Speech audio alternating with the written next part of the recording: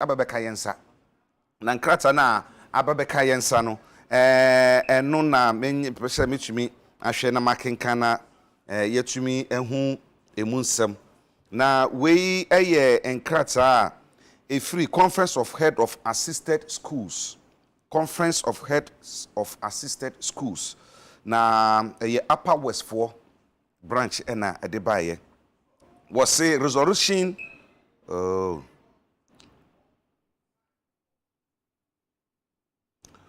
resolution of Upper West Charles on the food and money and pamcho many abrekakra misremo. Resolution of Upper West Charles on the food and money situation in the schools in other related matters. At a meeting of the Upper West Regional Charles on the 6th of July 2022 at Queens of Peace Senior High School, the food and money situation in the schools was thoroughly discussed. It came out that the food suppliers contracted by the Buffer Store Company and those local suppliers contracted to help out are all refusing to supply due to non-payment of outstanding monies owed for food supply to the schools. This has led to serious food shortage in all the schools in the region. And in fact, an assessment of the situation indicates that most schools cannot go beyond 1 week if nothing urgent is done about it. Also, the way that money is trickling into the schools is making it very difficult to run the schools. In view of these challenges, it was resolved that 1. All schools will feed students with only whatever is available in the school food stores, and students will be asked to bring their own sugar and other items to the dining hall. 2.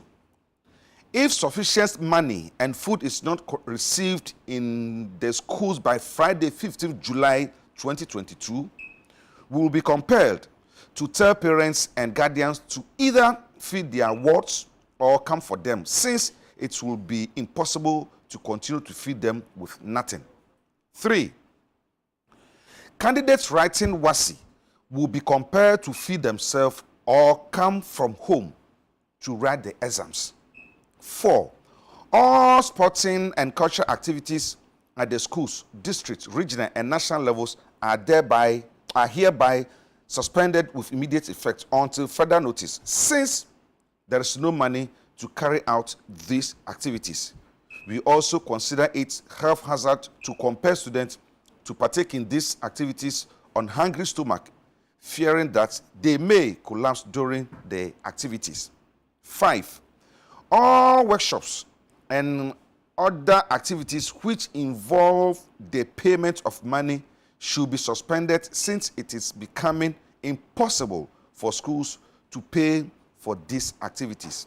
We count on your usual support. Thank you. Signed by the Regional Charles Chairman and a Regional Charles Secretary.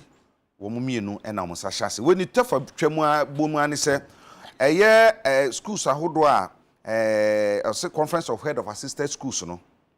A year Charles, a year secondary schools are hodwa a year abain and a ikuremuno. Upper West region, or Metifia to Emantemu, Womupen for Kunshemu, Nenshemu no Mukoe, I were Queen of Peace Senior High School. Now, woman who say, Omu Adriana was some of what kind of counsel. Omu who say, and Niania. Esem kwada ni die no nuane na emma wo ma ban contract wo mo free so mo fa aduane free buffer stock ene wo mo a eye area ho a mo to nuane free wo mo che nyina no esan say schools no di kanti no a ban metu ayenti no wo mo so mo fa aduane bi ama bio enti aduane aka no yeketua bi enti se de omba ye ne se enkwada no aduane e wo ho no ene be hwe so ye no a ye be cha ma mo ti so kolonka dudu no mo nyina die obi atumi di plate ba ko a na ka olonka no mu a olonka no mu ne no a obi adi plate fa afa no achi so no enkwada ne se de aduane ho nsam esi ko no o ma hu ne se so mo hwe ntuwa na mo anim ya e de oha kase pa e na ebeba se na wotwe ntam aduane aka no ache fi sabre akopim fie da bai se aduane bi amade a ene na eno ano no enti wo mo e kasa nsem makomako enum yi e de akere aban de di kan sere me di kan no se aduane e wo ho no ene obecha ma wo mo de toso mienu wasi se aduane na mba akopim fie da bai a asem kese ene bibisi ebema se school sunu mpanifo be hye awofo se mo fa aduane mra mo ma no school mo mu ni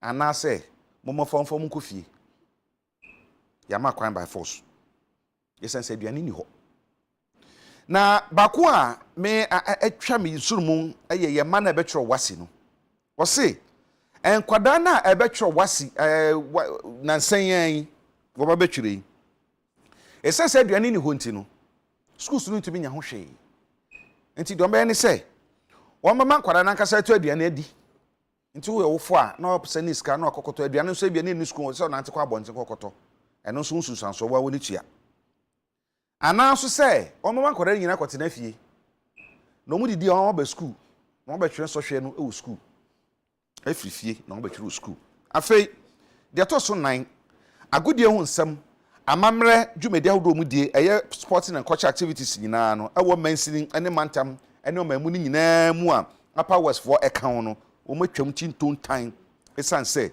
sika di ho a omre yes around so ni nyina ena no credit no omutumi e man kwada no fa yefupan enkonkotu mirika anko ball no chebe ko twahwe a eno se das for aba eno so omo nye afei workshops ayeye ma kyerɛkyerɛfo ne humamu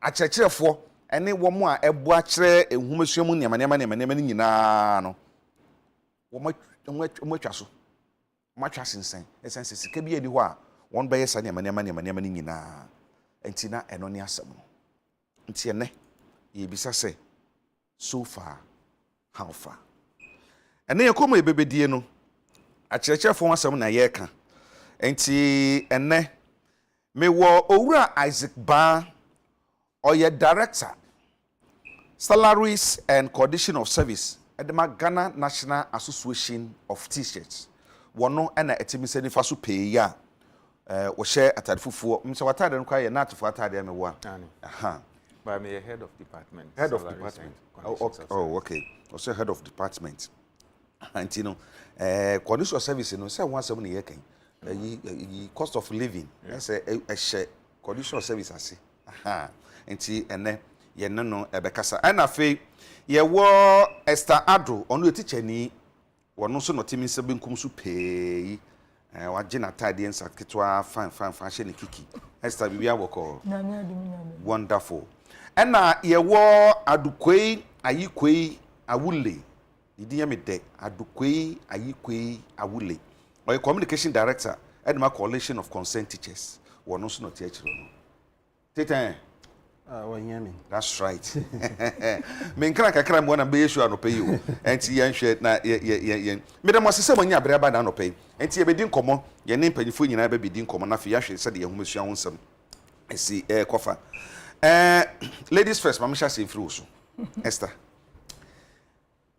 say ade kire wa classroom wo yo ba na wo kire ade no eti well, minya bema Agya Kwabena ye de anope ye bechia ahwefo a omo hwe ye nyina na ye nnuano Muslim sponsor omo di omo salai so ye bechia omo na mechia etichafo so obo Ghana nyina ni mo ene edwuma pa omo ebo wo meka se wo ka se wo hwe ewiase a economy bia ebetu mpon anase ne fapim bia begina ejina bibia friend education eso and the key word or the watchword no me the discipline account sabe wo ye teacher ni na wo classroom na sa wo kira de a ahofama ene odona those days a make say the kira de no say eni wo biem ni wa efiri ho na man ba enya mo a sa na me de make say efi aban ena mana ba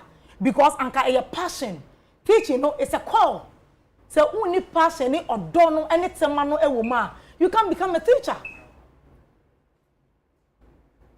Teaching no if nyame abode and if nyame infiase ton na teaching ya dan eba ye it is odoni ahomfama ne eni ono ma untimi e de ntimi e teacher ni e se oba classroom teachers ye nwinwi ye sum akoyo how bebre na sa kwakọ yese yaka nipa ahye nti untimi e de enkasa etu ni opportunity ni kakra na wetimi e de ebie so e de akasa Ukasi yaka nipa ahye nti untimi nkasa. What do you mean by saying say yaka nipa ahye so untimi nkasa? As a teacher, say bibi how esan say wo na ukura nkwala no nkwana be 30 40 wo na wo kire omade enti dia wo sound mind would be work classroom no e na begina so e de akira de ade kire na kan de e se wonya no wo saka na betumi akire nkwada na de enti sa wo sanka delivery no so sheda enkoyi enti e de na wo ka se wo kan na wanya mane e de enti na wo kasa. Well, because say no unya kan ye na wan hwe ya victimization bebe musesi ya because I say we knew kwan meanwhile so we are running a democratic governance eti nianya na nya se etimi de e de ba out so that we build upon it ade na nya okay metimi di bi aba metimi di si aba etimi akona ne yi enefiyo na etimi adan aboa but say we nya sa no no e de amfa nkasa because they say no ko kape no asem foforo na de aba no because say na wudi kan no o teacher ni our classroom they say utimi nya sound mind that knowledge now who inculcate into the children no you should get that thing say be ya who try de no kra wo de odo ene ani je be ya say be kwa na den e be tie ase but ye kan wo sha ye kan wo bo sha ne wo nsam ne sha wo ko gina wono ma nya wo ye bia no wa wo say nya wo ye no just say ensi so o se say ye ka say ye kan learning materials wo bibia wo kira de no mu obi onya me ado say de mi wo bi say de wo bi say de mu bi first na bi ni wo say na me di kan first na me say de wo but make say computer no na aka mo a say etimi eba because mu say e bia nkwala be say 710 ni egu computer ba ko e bia school bia projector any one no na omo bread teni ni be bread sa kire omo na we say badges we cover na we cover ina so a delay time okay about the train okay me da say de waka wo de no I mean say owura awule so osu ye teacher ni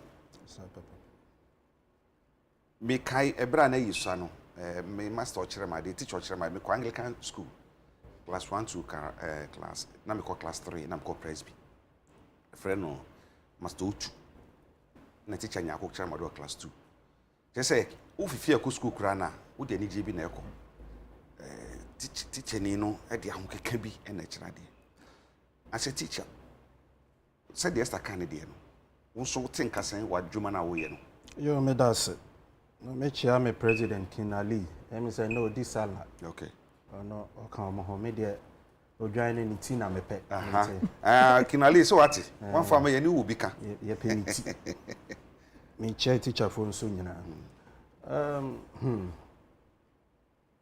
esno bia se na obeka ne de afa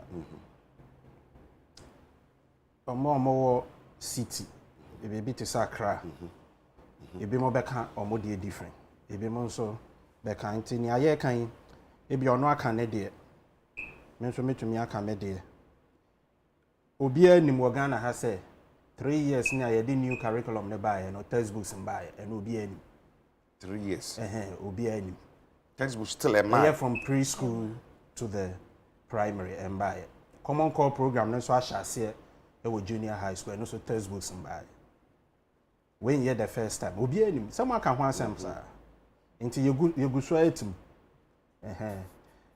ye ne ebetumi a teacher ni ya kire improvisation e ho keka ho nti won so ne a wo betumi aye no na wa ya na ne ye ya ni se bi wo ha wo ya wa wo sika pra kom so wa wo sika na wo say wo de ye teaching and learning resources na wo de be kire nkola na de e sign odo a wo ma won koda no e na se na wo pese wo yi yem e kire o mo ade no wo ye na sa nti eno na ye bibia e wo ho sisi a so ye bi ye ne ebetu ye bu so ye woni ade ba ko ne se teacher ni no psychologically no we say wo tune no wo hu yi ansa na we classroom no if you are not of a sound mind na bibi how wo fie although in our conditions of service and code of ethics no yes say teacher ni wo be do classroom a wo ha obi kura e wo musa wo fa to abobo ano e wo so de to abobo ano na no wo be ye den hu se me wo ha nti bi wa teacher ni no osre na nso so yie ya be fa no say pretense or yet or be yet so ochra ade no na nso wutine chipa na wo nso ye teacher ni na wo study pa wo nso ade ya o ye bibi ha no nti teacher for ye bi ni aye betumi no resources are available condition no aye wo mu no ni aye betumi no ye okay dem betumi ye orazigba mumuko na so pa e na wo kora no dibre no dibre bi a emu odu esan se akatua no bekoyi a wo na wo hwe se kose de se kwa chekirefo no kose de se ko e na fe conditions of service conditions awum a betumi agina so de akira de ene service also render no the output a de good results beba no ade ahuhia ye pa moye ku ba ten yi no ye school mun sam etisen chance for de omde bayi ye beba so ba answer ne beba no so no akyerɛkyerɛfoɔ ai won nati mu no anwinwi a ewo mu se de extra kan de na awule so kan de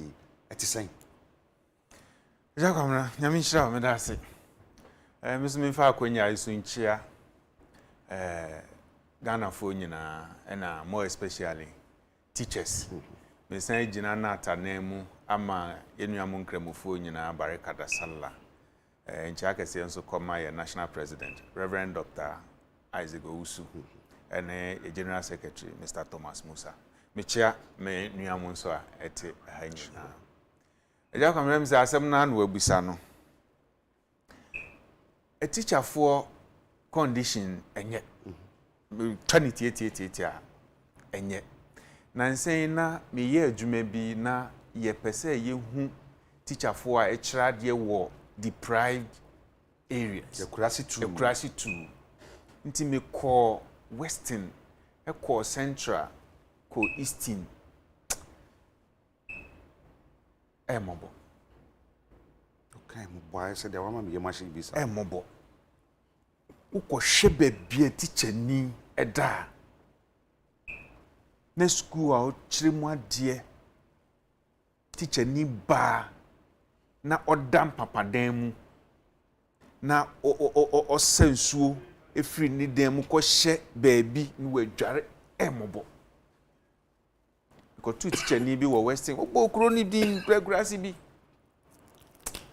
yewo dwumadi mobo nti teacher for wo mo asitena mu de se de wo ba na e ka kire o de star kan sa pepepe asumdue ni ho ahokire sikasem bibia e basa nansen watia teacher for ahase e hye wo mo ho akonfo omo commit suicide because ikani sha wajiji loans nti bosome ne so a chese ebinum kura ko bank o mo fere because ika o kwa yi wo bank no kitu ebi nti ode ne nsa to so se ya no atwe ne boko de ahye ne botom sikani sha areho nti ebi ahase e hye wo mo ho akonfo mesere Ghana fo nyina se o mo mpaye me teacher fo na o mo nka bibi nso nkyira aban no na ba bia yedu no ha adwene asamba kwa kan ya wo deprived areas yenim sen kwada na ye mo kire o made no de owo kwesi konfo de owo okanta de owo brepro ene de owo East Legon ene de owo cantonment edu tira Ibrahim kwotwe so hwe na omnyina kwotwe enso hwe baako ehumasua akade teaching materials ewo na ye nua ba Esther kan o se on in school anya kakra ba minim others no but baby a mekokọ ye ne de ebi ni ho mekotu teacher ni bi wo sehwi be kwai ekura na ase baabi na o se eduta ma o mokotwere nsohwe me wo pictures no po wa ha nti na wo so ko print paper no e wo district capital no wo baabi ani o timoto so no konya accident ne nan ebubu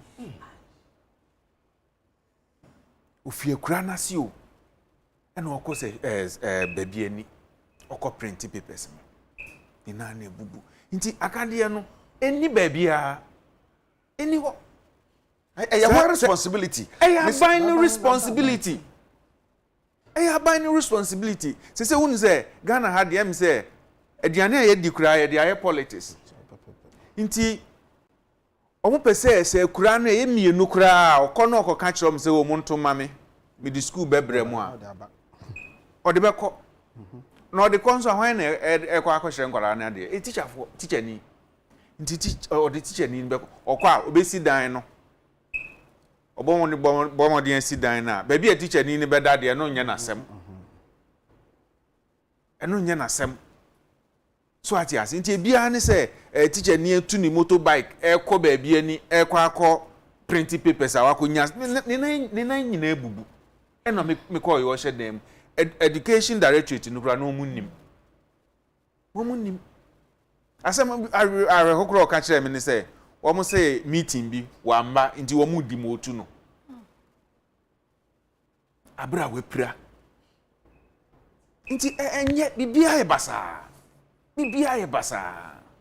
sɛ wasɛm a odi kanka wo sɛ yɛ bɛba so deɛ but areho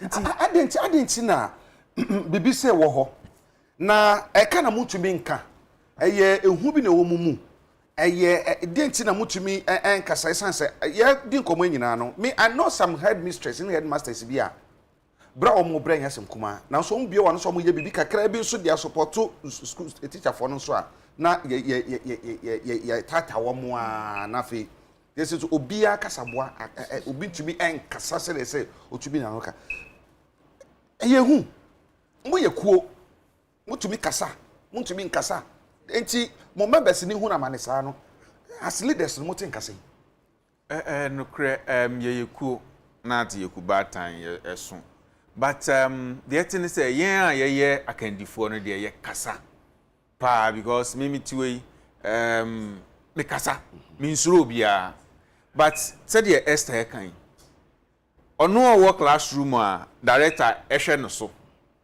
okoka asem bi na nye director ne depe na wa transfer no because we share labor act no more section 8 what you say the right of the employer or say the employer has the right to transfer, to terminate, to recruit. Inti saadi ene shemra no munti no oya o say me na mafa wadwuma metimi de wakọ ba bia o services ehia no wagina no so na omo de victimize wo mo ba yen so ayeye ekuo no akandifo na ya ye ntena se kura yetimi ya mo reverse transfers ni bi so atiase yetimi ye bi ensem no so ye ka nti teacher for no wo de me blame wo mo say wo mo ntimi nkasa because wo mo de wo mo position no ba bia se de esitie no ya minim hes bebira ya transfer wo mo ezanzo wo mo kokan say aduane ni wo mo school nti say the aye ni say yen na tekuo no yen ye ginsem no ene ye ka because me untimi transfer me untimi nya me hwe nti me kan say the esitie pepe we yell that to be transfer esa o he betuma transfer no transfer na ya kwa ya bre me Canada ya kwa ya bre ya ko transfer na ya bre because uti say we want no ma in due time me say transfer ye but we don't care ye bu ye negotiate because we know say ye nipa dodo adwuma na ye no e bi antimi ankasa e ye dan ya e say say ye na ye nyepe ye bi e friend individual differences me ti ono no sebe mama me ye the type on kasa e so fo nti on kasa amafo hu ni ko me say e ubeni e because say na me mani so hye no mama me e different person all together on so teacher ni me ti as say me say o hye me ba me pa to bo na nyama ba me fi ni kura sana de na tie ye mu bi de ya bi say be kasi transfer ye be quite like kingdom come no how oh no I have me media ne say you be a friend social amenities say social amenities no e bia na e bia make say nyama ye enjoy I say facilities I enjoy one cry I say utimi twimbi e de call sub urban they say en kan villages utimi de call sub urban honum na say bia um so mutimi nya access to those things ah anka no one for say bia you see I computing e so nya electricity e ona electricity ni honum no you can about digitization, you know. What are they going to use to plug the computer over there? Light burn a wall no more. but sanya money nebi wo no ma at least akolam they will see and feel it but sanya ma we na den ebi ni ono mo ebi ni yo and I watch it na wo so they can't even talk about it because unya kan ye na ebi na say Mr. Niba ka wa say unya kan ye na in the wagon. Yes, you do transfer. Okay, when they okay, obi the message biaba. Or say Agya Kwabena, can you imagine my salary has been blocked for 5 months all because I took transfer from one district to a different district. Awuli. Say and some say Koswa. What does it tell you as a teacher? As coalition of concerned teachers, you know. You are so much concerned with you know. See, so you are so much concerned about the welfare of your fellow teachers. Which any the other by here? I won't be minimum has made a mammy body a brigades headmistress. Minimum details pass a mammy transfer. No, the son said, they are not one day a suborn with the born in Yanano, and your suborn will take that decision.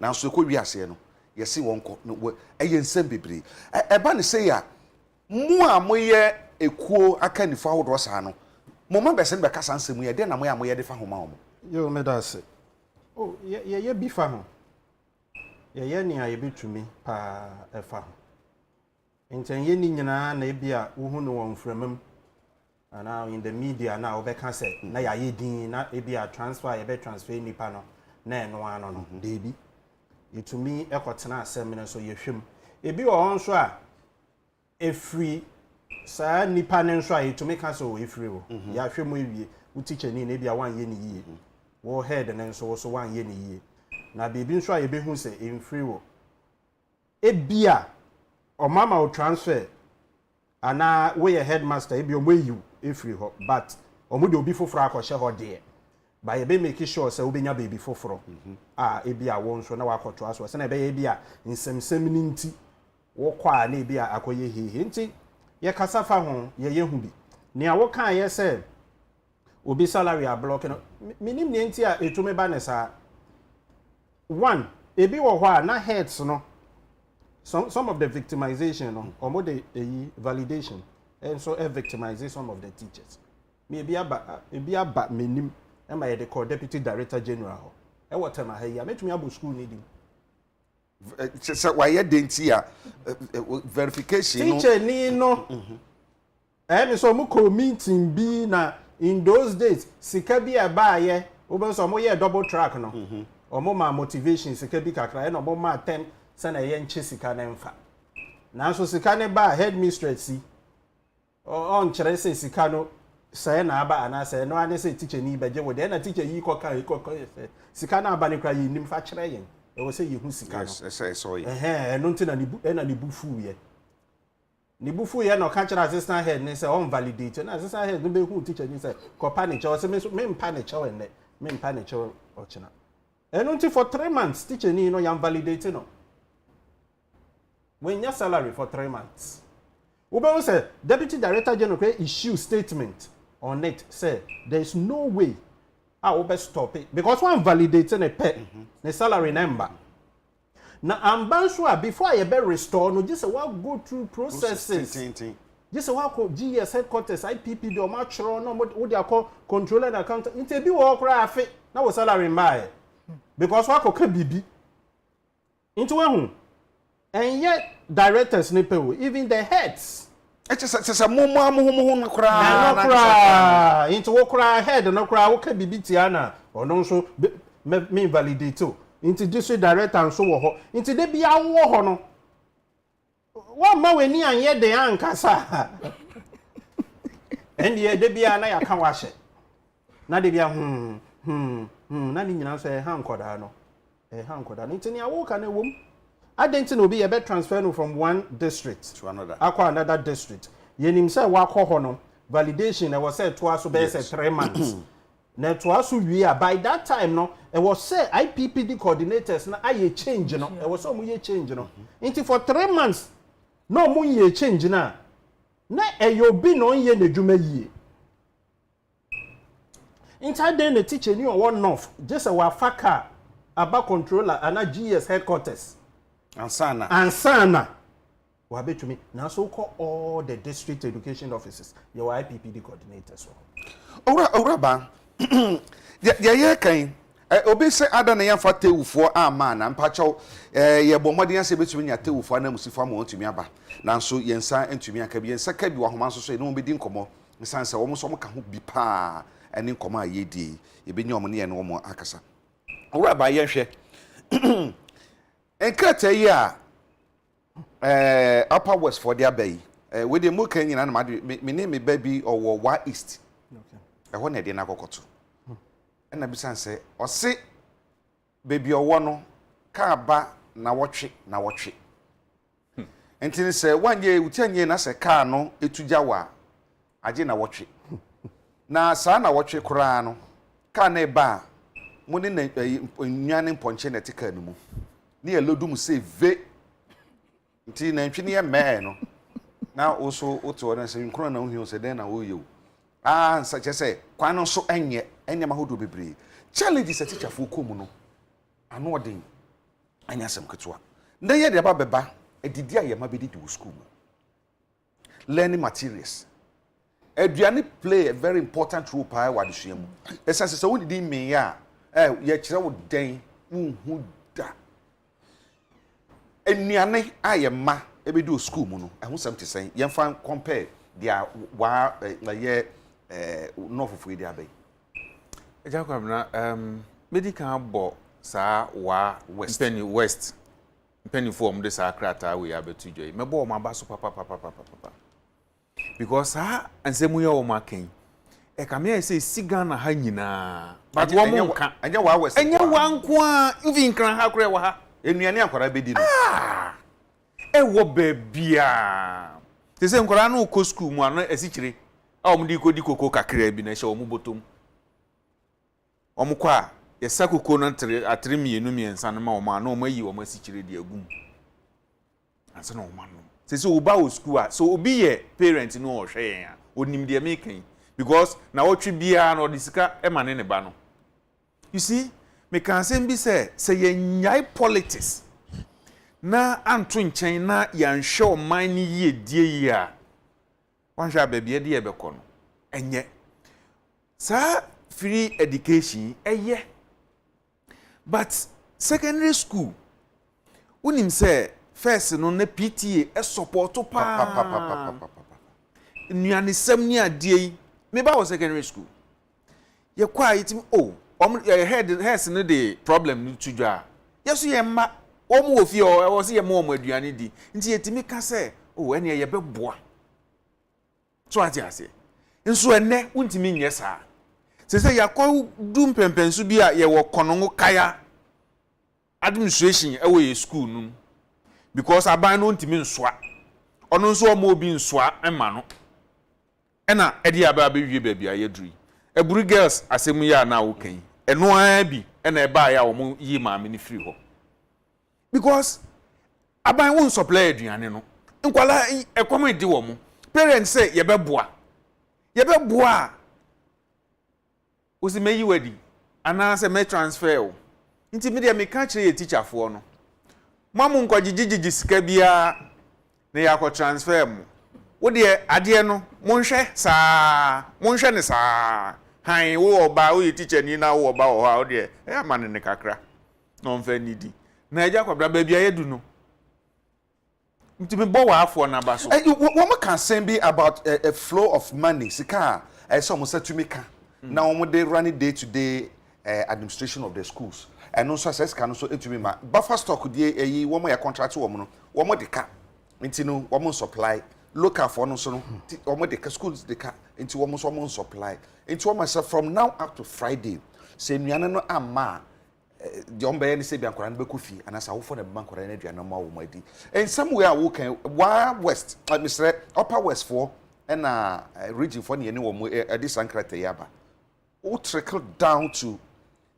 southern sector ha mu want tie bi say wo situation no same as area ha nyina me di kan e wo ba bia unim Esther di kan say bi say wo ko kan due inti no wom de ahihye wo mo ho e na akoye sofo abrobe e na ewo wo mo but situation na wa de atudwa yi eye wo baby a nkran ha kura wa ha aduane in the school no sika enko sika no kura ebu etorem na nsan mu baby omo bo dia transfer sika ni bi koy afi yese wo mo san fa bi mra sika ne yeda koma schools no wo mo san yes kan wo mo san fa bi mra sika ni minim se ni ho dia minim but enko enuane ne nko teacher no ko kan wanya asem inti no education no de say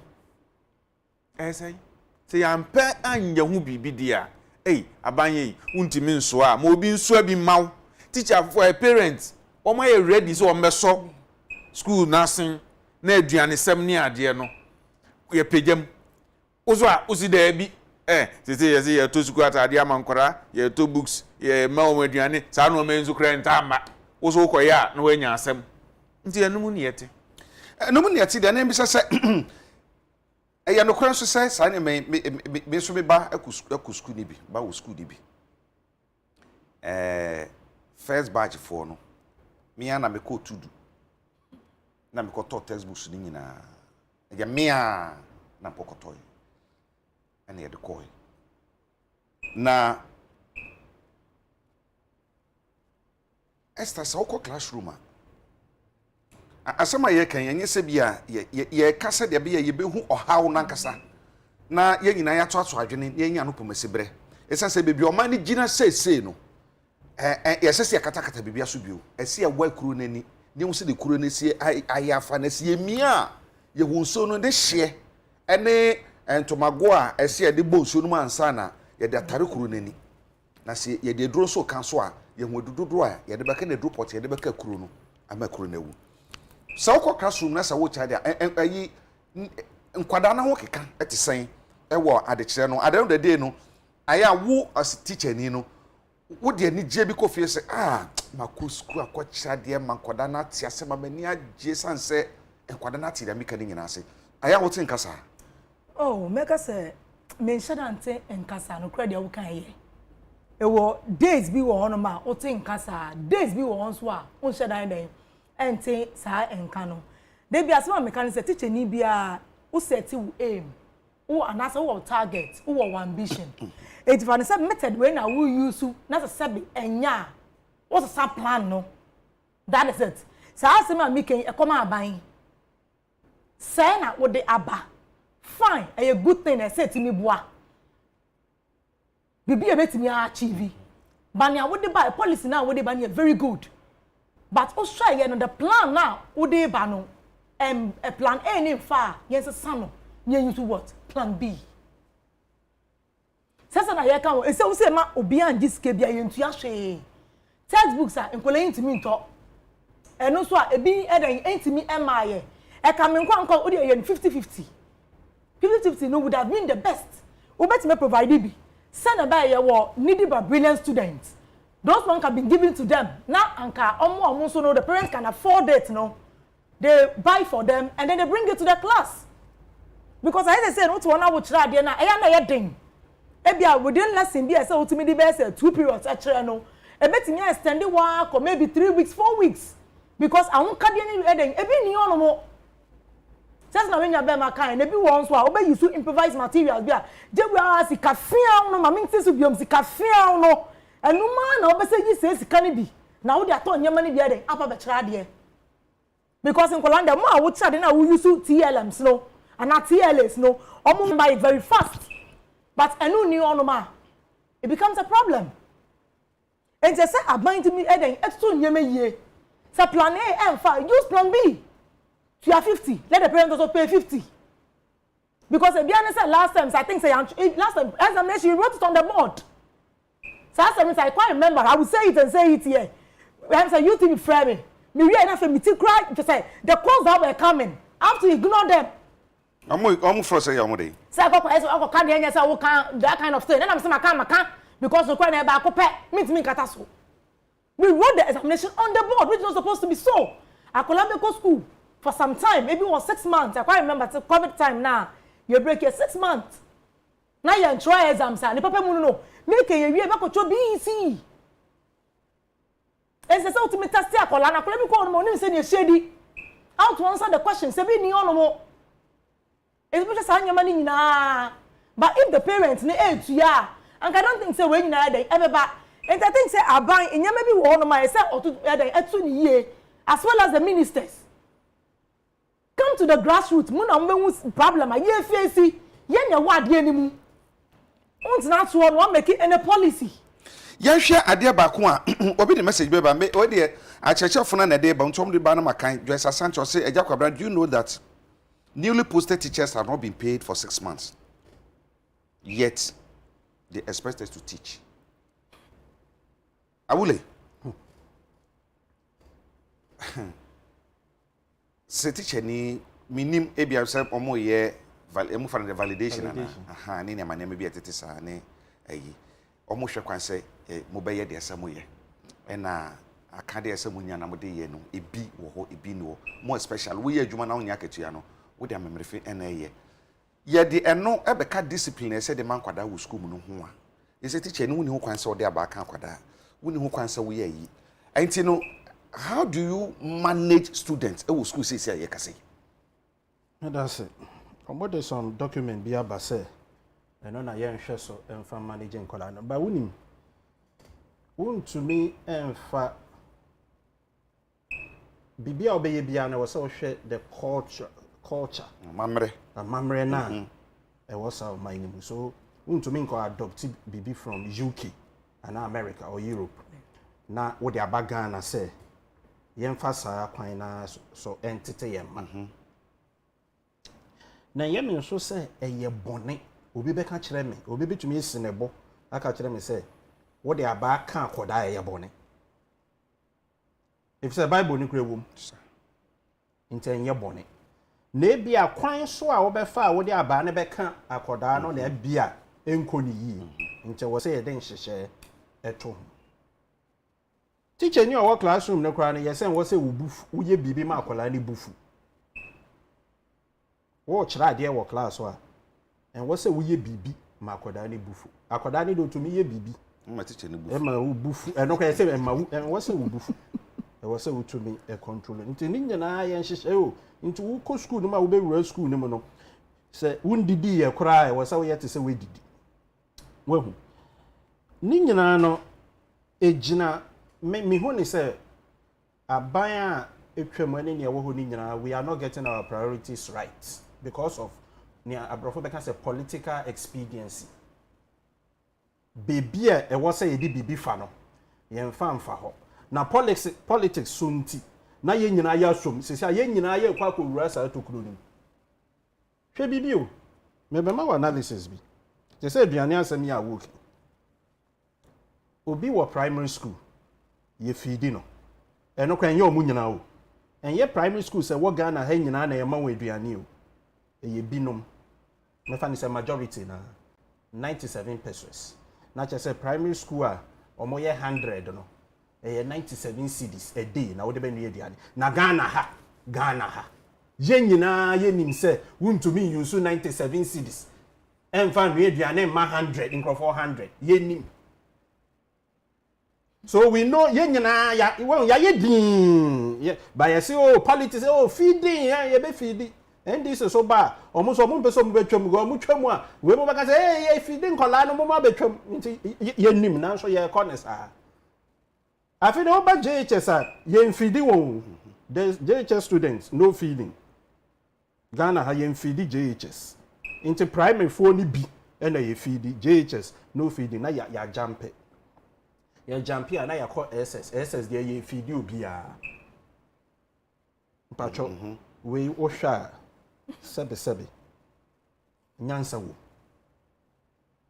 ashase ne mo bit kakra primary phone if ni atwa moja na fi ahwiri kosoro ne akoma inti die inti na ye enya politics inti ada na ye mpese ye beka say ye politics.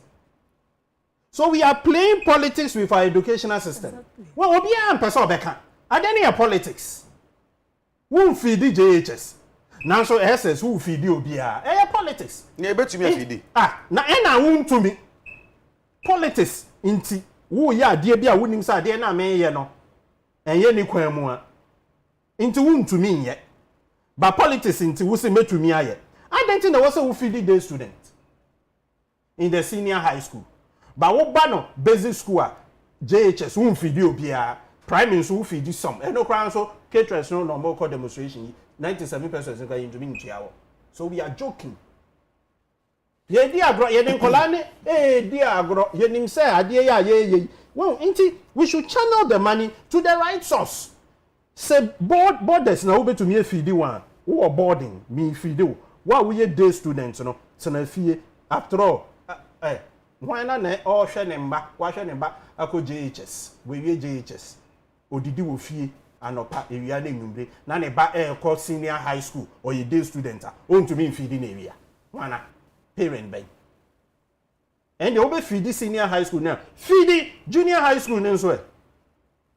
So we are politics na ye dey afrafra near man na ban into me. Na woni ne ya wan. Yeah, can say into me feeding kola was senior high school. First year back out and almost oh ye Ministry of Education. So we are not aware. Saying. Almost nim say you moon to be feeding kola.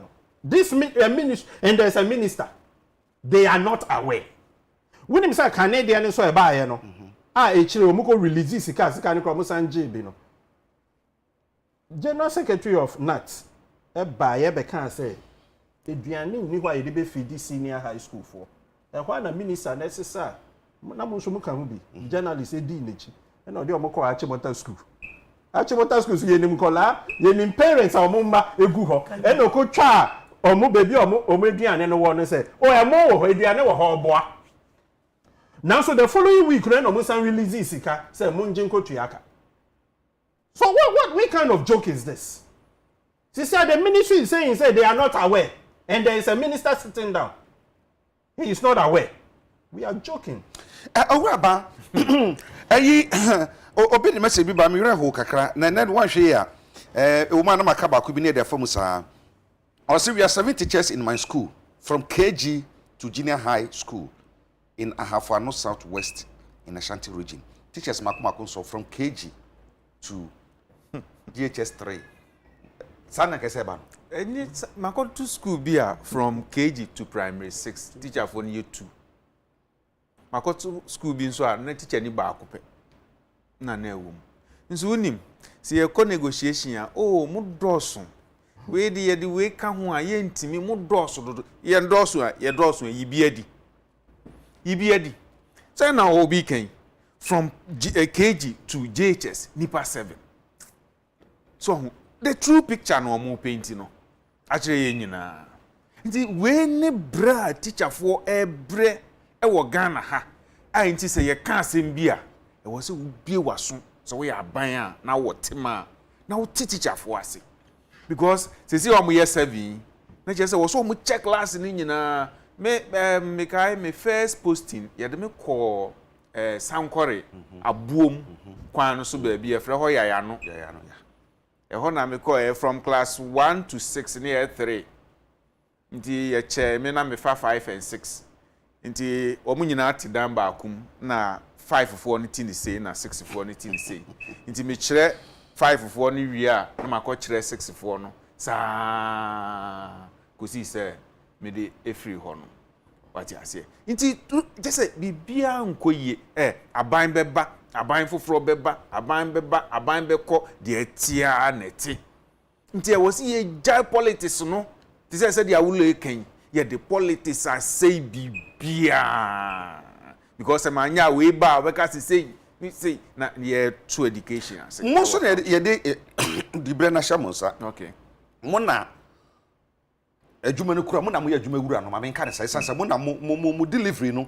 na dey output no beba okay mo na mo tija no ho na ehhehye mo enti se mo wo na se ba hunu se ade we enko se de si ko no a mo nya kokodro ni aban tumi tena se ya ban we na sa ban wo kwa ya ban beba na se fo no as executives as leaders of teacher unions no butumi nya kokodro ni aban ko no kotena se ka se ade we na ekoso weni we na eye weni munya kokodo no mudi sankomo no mudi nkomo a de na efiri mu ba ye kapa oze se na ule ka se emre bi aduane no e short yes general secretary Mr. Thomas Musa o trek rata tintintin recommend minister no and was sorry. So, and I for school mu yet says that the only care no crack. It's yaka. So, him says, I to a teacher for your strike. Yet, if ye better if you to say, because he said, ye penal. Ye been if you say, ye can't want ya. Ye need any option be a. When you buy share Tuesday and Wednesday. Enra. And I'm share. Musa share Enra is share. Okay, before and nobody can share about that. Tuesday na mushia no. Book on the same. Cost of living allowance in Tinamukoye. Yeah. Why not to suffer? I don't know how by none to suffer. Through Minister of Education. Through Minister of Employment. And education by. Okay. A beef finance and so by. Tuesday there. No Tuesday. And the Minister of Finance and Ankasan so by. In the Tuesday there. No. Tuesday. Labor Ministry, Education Ministry, Finance Ministry, any other stakeholders, you know, fair wages, and then a transfer, then you see what's other. Tuesday, meeting the young couple and canvas also. Because you declare a strike, you know, Monday. Nansen you be declare strike, you know. Nay, I shall see how bomb cocoa. With more than one on the book. Yeah, no krata. President Nanado. His Excellency.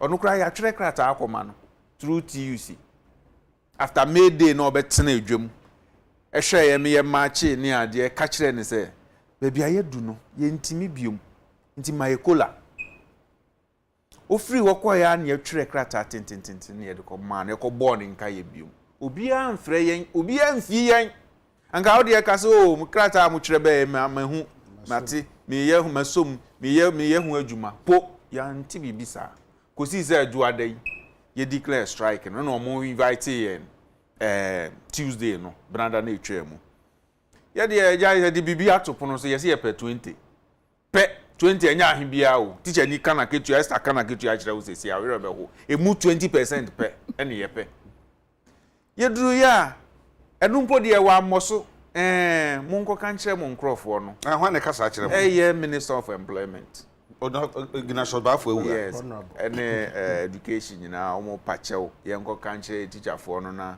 almost back to the classroom. Now, if you be or yaka. And yes, sorry, call Angozishi. Before then, I'm going to be Shiano. Namundi country and Cranta, Mamo, and for Mumpendi strike, and maybe what the cats are called Monday, and I'm called strike Monday. Would go Friday. Can your trade become more catch them say a mom up to 30th June. Okay. Say until Munka. Now, as an I saw more so yake. One more reply. One man cash. So, obey I am in share. Any aye. You go soon so ye. You pay ya so go say and Sabacadi epe. Twice I say. One cash, your man deadline 30th. One can be a could say Monday no. You cry my be torso. Because Monday then yet 30th. What I say, and Monday no, you declare a strike no. Tuesday or Friday, one for Bibia metopono no so. Any sorry call, you could see Enra almost a Friday. The normal friend will almost say. Enra the umba and say, Honorable for Yatan and Casaba. And now on any deputy, fair wages were Minister of Employment were yeah, Minister of Education so ho. Inti you cry you for Yata kutane bag na ba na ka se scanish check shim. Or dey by my area ya ko ebe. Ti ye betena se wo mo hu afi na krata na ya twere abo mo nka ya no wo mo hu se hu hia. Inti sese no de o mai o madwene president ama directive say o mo ne ye ntena se na ye nkasa na afi ye nhwe ne pumasi bre. Na omo sansere a yenko kankyere ye members no na omo nko school sa na omo kae na ye sorry call nti omo ahye se bena da ebe 2 pm ye be sen hye biom na afi ya hye negotiation ase mo 20% na mo de call no na mo kokka say bi mo be ka ho asem say te so yente so eno na mo kokka na say ede na mo kokka say ya dey akachom say ye pe 20 ade na ye nka say 20 na ye pe ye pe 20 to 30 into 20 na ye fall back na 20 no ye fall back na 20 no between 20 to 30 into no fe no mo say ye be sha ase akasa but e kura se waka no nwe ya eno ntimi mfa no nya adwuma So what you say? Aha, who are your friend you now secretary one ha wana obey disappointed. Ntino sa na. Obi e kan say e ka me sa kyerɛkyerɛfoɔ mo ya me pasemfoɔ bi a me de be kan me de be kora no na ama na yɛ yi sɛ mo ya forma no numu mo ya ma ɔman no nti na kyerɛkyerɛfoɔ no bi sɛ akyerɛkyerɛfoɔ na wɔn ti atua no yɛnyi wɔn adi awule sɛ bibi saa ɛba ɔte ya obi ka sɛ yɛnyi mu a because Labour Commission ka sɛ mo nkɔ adwuma mo nkora mo nkɔ yɛ adwuma Labour Commission ɛyɛ ku a ɛwɔ tumi a deɛ ɛwɔ adwuma wura ne adwumayɛfoɔ ntam no wɔn bɛka sɛ mo yɛ ne sɛ mo yɛ ne sɛ mo yɛ ne sɛ wɔn sɛ mo nkɔ mankɔ ebinom sɛ wɔn a ankɔ no yɛnyi wɔn adi wɔyɛ mo nhyehyɛ me yɛ no nhyehyɛ me yɛ mesrɛ kora onim Labour Commission ɛntwerɛ krataa bi ambre teacher fukuo ne sɛ yɛnkɔ adwuma ɔtwerɛ krataa kɔma the appropriate agencies sɛ ɔmo nhyia yɛn ɛna ɔkɔpee yɛn yɛ copy koraa no mehu ɔkɔpee yɛn nti ɔntwerɛ specifically sɛ monkɔ adwuma there's no directive like that nti ɛna ɔmo nso ɔmo ka sɛ Labour Commission ɛwɔ tumi bɛn na Labour Commission exhibit ɛwɔ Ghana ha ne ɔmo tumi kaa ne sɛ wɔkɔ strike ɔmo sɛ illegal yɛkɔ court nti ɔmo tumi ne nyinaa yɛhyɛ court ɔmo ntumi ɛmma ɔmo directives na yɛmɛ wɔn akora sɛ this time round Labour Commission ɛma Ministry of Employment and Labour directive nanso Labour Commission hyɛ ministry n'ase wɔhyɛ Ministry of Employment and Labour Relations ase no ɛma ne directives Labour Commission no ɔhyɛ ministry n'ase ɛna ɔno man ministry ɔma minister ne directive ɛno deɛ ɛbɛka n'ekyi nti ne ɔka sɛ ɛyɛ mi sɛ obi nso aba out aka sɛ strike a yɛkɔ yi ɛyɛ illegal obi anka yɛ and surprisingly other I say teacher for no yɛ na yɛ dɔɔso we are the largest public sector worker over 60% public sector workers ni nyinaa more than 60% ɛyɛ teacher for na wo be hu sɛ yɛ hyɛ aseɛ no ɛsan sɛ other public sector workers nim sɛ ne ayɛyɛ no ne kwan so ano no nti ɔmo kora ɛnyɛ sɛ maban yɛ hyia yɛ anka Tuesday ya ɔmo nyinaa yɛ ba bɛ join you ɔmo nyinaa yɛ ba bɛ ka ho na anka yɛ apam yɛ nyinaa nti ne ɔka sɛ yɛ mpam yɛ no yɛ deɛ yɛ krado aban twome ba ɛka sɛ wapam yɛ nyinaa na yɛ nhwɛ adeɛ obi the message bi aba mo yɛ sɛ betumi akenkan kakra okay mame hwɛ mame kan bi na akyerɛkyerɛfo asɛm de ho hia me na aka me kodi teacher wo ɛna me nuanom mako miɛnsa so teacher fo nti minim akyerɛkyerɛ me sɛ me kyerɛ deɛ kora kakra ma kyerɛ deɛ kakra nti teacher Janet ha no thank you Once a teacher always a teacher mame hwɛ okay also good morning Agya Kwabena. I'm a teacher. I have not been paid. I've been upgraded in 2019 as at now. They are here to put me on in my rank.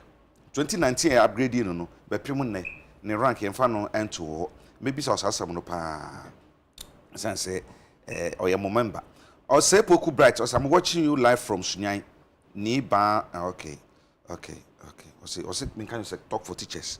He's talking for teachers and I'm a boy. Don't pile comments don't pile too.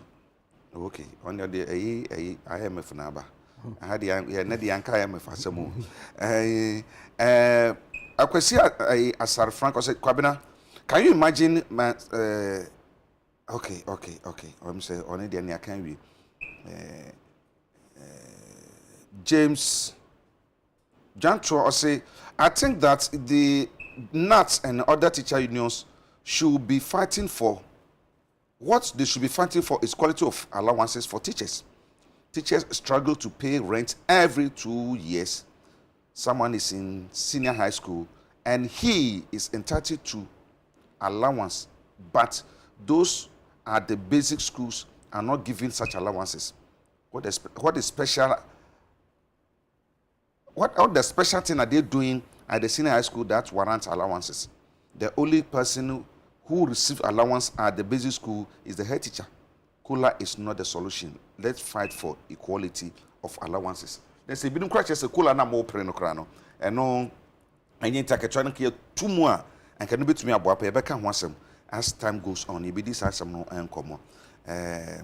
Daniel Kwame tell you, say, Uncle, primary teachers, our laptops. Aha, some laptops are some no. Me say be much teacher for you be answer to me Canadian.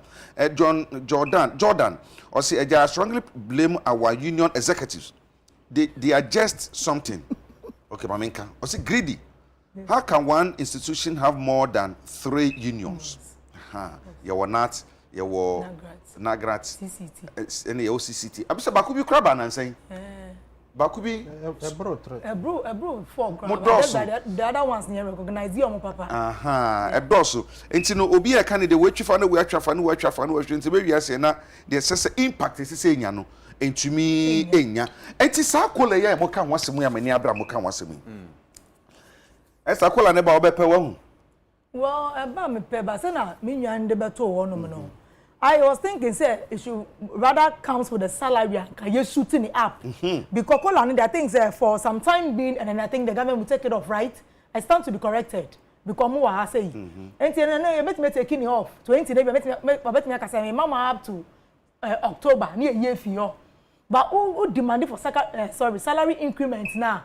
And then the woman to the kingdom come, who see Canada bay, and then I question, and we depending on. And I think said I mean you're in the buy and so. Yes, I mean in the yard. Obi a queen or say Kwabena, do you know something? I don't know. Also teachers are renting small rooms with loans. Also it is time government pay us rent and risk allowances like other government workers. We are suffering with loans. Person with loan, teacher for loan, we are say and pa. Or say please ask them why didn't they support teacher Koju at the time he was trying to bring the GS in order. Okay, nti ehɔ no nso no se politics nkoa nti do baabi a ɛyɛ na you say leadership no amanfo blame mu pa asɛm na mo ma mutumi enkomo anim ɛna say they say itumi ɛkɔ yeah there no so baba yɛbɛhwɛ I say this one has passion for teaching power. These are the type of people we need and she has passion but the mama passion no to me passion you know ma nti yɛhwɛ ne passion yi pa mfama no mame ebeboa ye nyina me yatumi akoyenem enti moving forward no yenhwe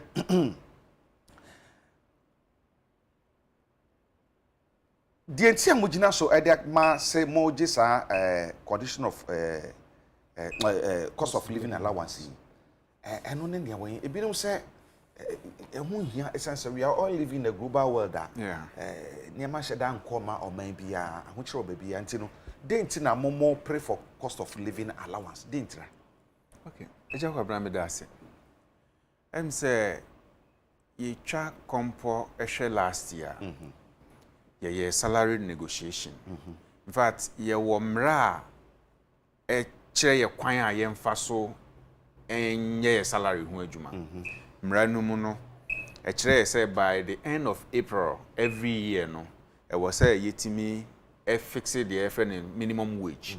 You via na base pay. Base pay no ye negotiate via it take effect from the ensuing year. Ya fear ye besim.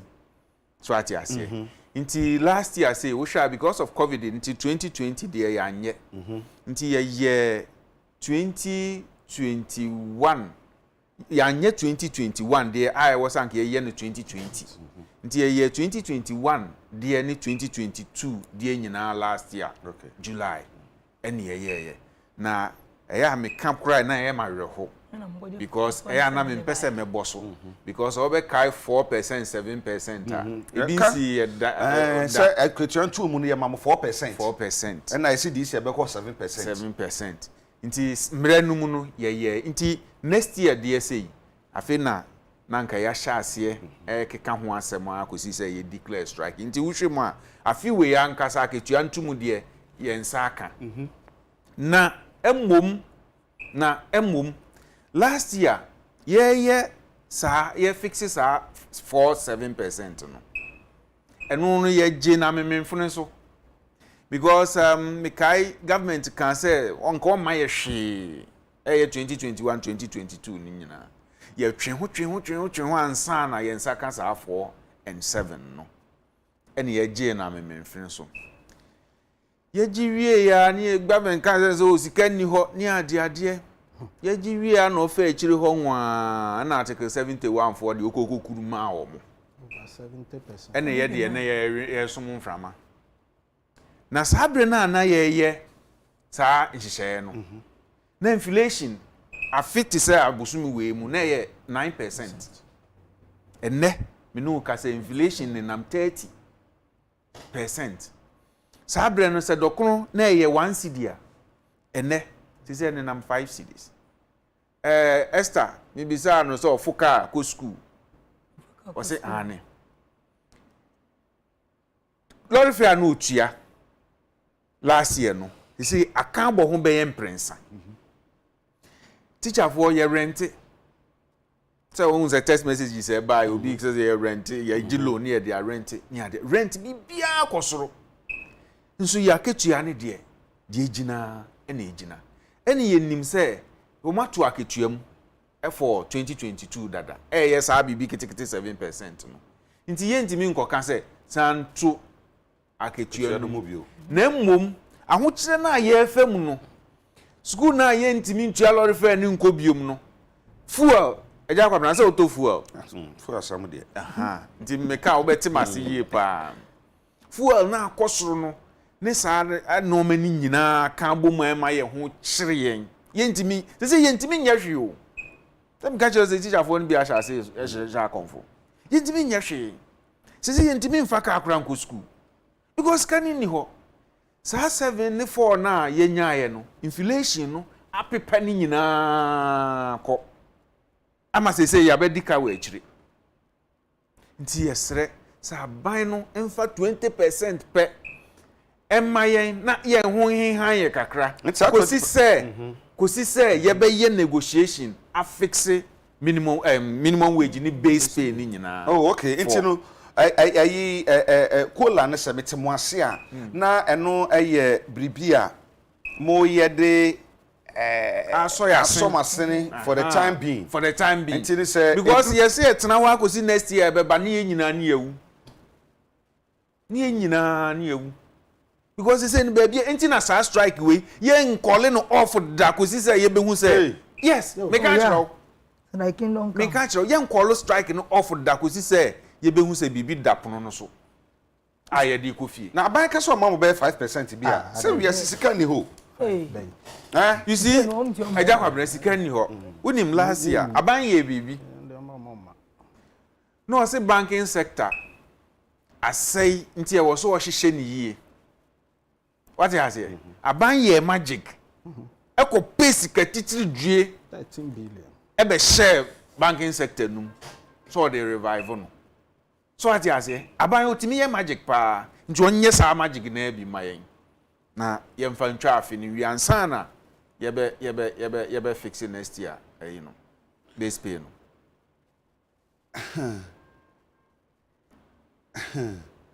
ayi obi de message bi bana ka sem de ka wo ka wi anka me de ayi de wo so pa na okay oh message na afa me ni so kakra yebeka ho asempa awule yenim say ye kan no labor issue na ye kan labor issue so amra ne hihya hodo bebre ebata ho e say o maton sa dia fra mo say enra meeting mokobi mokobi mo share the posture of the government meka government na say wo mo a employers no wo hwe mo posture ne de wo mo say ye no a arreshin bi wo ba bi e wo de bi a hyam no mbesan hia next week mu yo me da se muni sa arreshin muni kra ni ho a ye be force abrafo ba ye be force won no mo nya sa arreshin mu no be say ye de ye si ya adwimpi na ye me say omo pese abrafo ba so mo test waters ma me hwa ni ankofo yi be ye eno nti na busumi nsia betwa mu no oman ye ho hwe no nti no mo hwɛ sɛ ni a yɛka yɛ no ampa yɛbɛyɛ afi de yɛ wie yɛ no nso ɔmo san ɔmo frɛ yɛn Tuesday no wobɛhu sɛ no so na ɔmo pɛ sɛ ɔmo hwɛ sɛ ampa nkurɔfo yi ɔmo ani abere ana nti Tuesday meeting wo sɛ hwe yɛn free mu amma ɛna ɔmo hu sɛ yɛn ani abere ansa na sisi ade ɔmo de ato krataa so sɛ yɛbɛhyɛ ase aka ho asɛm ɛyɛ Tuesday a ɛbɛyi nti yɛdeɛ yɛwɔ awerɛhyɛmu sɛ yɛbɛnya biribi paa ɛno na yɛaka no from 20 to 30%. Na woka biribi te sɛ 5%. Ɛnwɔ sɛ wobɔ 5%. Ɛndeɛ sɛ yɛankɔkora nka. Sɛ no sɛ COVID wɔ hɔ, Russia no recruit tɔkɔyɛ ɛwɔ hɔ. Ama yɛsi kasama yɛ sisi akora ɛkɔ IMF. Ɛsan sɛ ahokyerɛ ba. Ɛno kora na ɛyɛ no. Wonim time a aban yi ɛka sɛ ɔmo ayɛ adeɛ paa. Ɛyɛ from 2017 to 2017-2018. Ɛyɛ no ɔmo de bɔ ɔmo ho asafo hene. Saa time na yɛ wɔ IMF.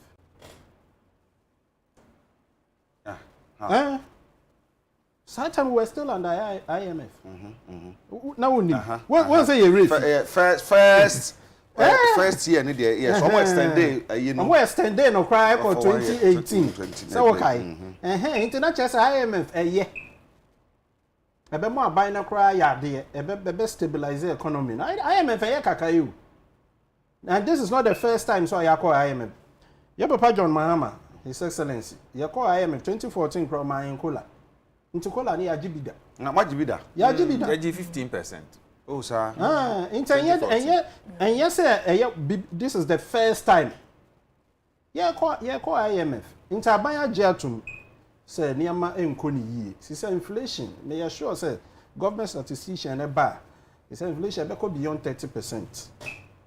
Into 29 year kano eno ye fall back to say no kan no by ye pray say ye benya bibi to say 25 to 30% at least because woman ye bibi below that now 1 year hwe now we will insist because we are still on strike until ye be who say ni amwenya nie na ye hwe na ye so eye ansa na ye be come back to wo ka say ye hwe na say eye a mo say mo the work from kra no minimum demand no 20% and maximum near 30%. It is between 20 and 30.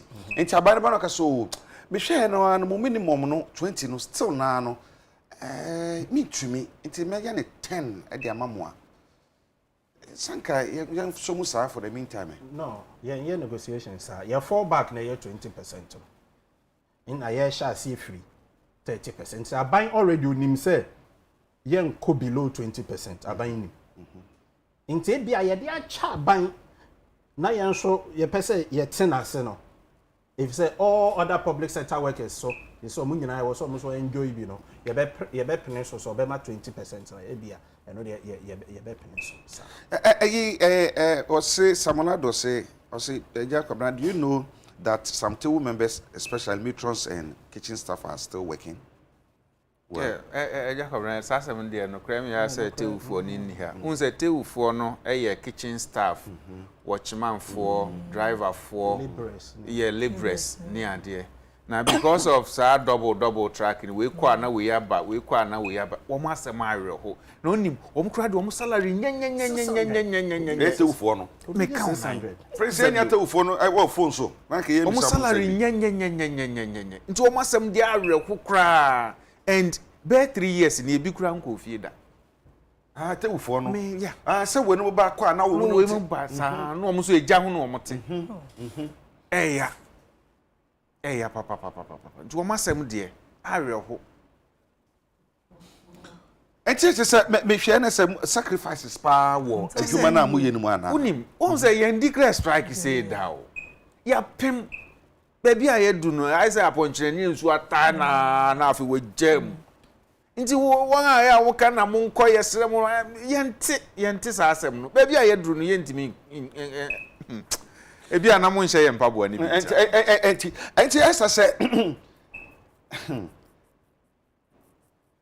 wo yoba na nkwada no so bi afọ mo se wo mma ti si a wo fie no a wo mfi nkwada no me fie o me ti asisi akura akola baako Lai Joseph o say madam I beg you please come on Tuesday but yent mi mba ono me like ono ka say ntie omo obibi ya omo any ways and means bi an committee me ne aban akasa yes nkola na an kombe catch aban say omo pomp cho omo kocho BEC omo ntimi mfeli nti aban hwe no tutu nyeme yie na esi ntimi mbra back embe kire omo say na be omo pass omo exams yeah rewo but I think say we are na see ye na abani hu sese be yenso de be yeni abre because omo say omo fa ye diagra che o me kan sa omo ni ye diagra che pa this around they say you ni bring de be sorry. Mercy Ade, say good morning Agya Kwabena. Please, I want to remind you of the newly posted teachers staff ID. Yeah, please. Newly posted. Yes. I mean, can I say, Graham say, Bosunu way, a being Sabeka market, and do draw na Sabeka market. And on says, see, a dupe pensubia, see, bit you just a J financial clearance. Into your queer say, Omunya clearance na, no, the generative staff ID no. No, omudia mom now omakoye biometric. Na fi ye chi omuka. Na dodo na ansa be kan omaka chia this month. Obi as a compound and so say my salary went off in February due to non-validation. I've been trying getting it reactivated but to no avail. We don't understand what is going on. Our controller. You see, Agya Kwabena, ye issue no as education service do na problem ni HR because me ya say obi through validation and as a change of management unit inti the salary be cut off na be take years answer but omo ye krata no de ko ni ade mesre omo say sa no omo connect secretariat no omo nye copies of omo krata no enkona secretariat no wo de ba yeso be di akire amomo na e make sure say wo be restore mo salary the amount I wait the mamisa I will also be message was greediness. Cola is an appeal, not mandatory. Teachers should know that they are not the only public sector workers in Ghana. Cola can be given today and taken off tomorrow. Mahama gave Cola for only 4 months and was taken off. And so I say a appeal na mo ye enye mandatory enye ohye nti to me enka sa chinchina twan 20% na mo hwehwe. Some way say na Emboa. Okay, and it's not true that Mahama gave Cola for just 4 months. It was for a year. Well, this message is Emboa.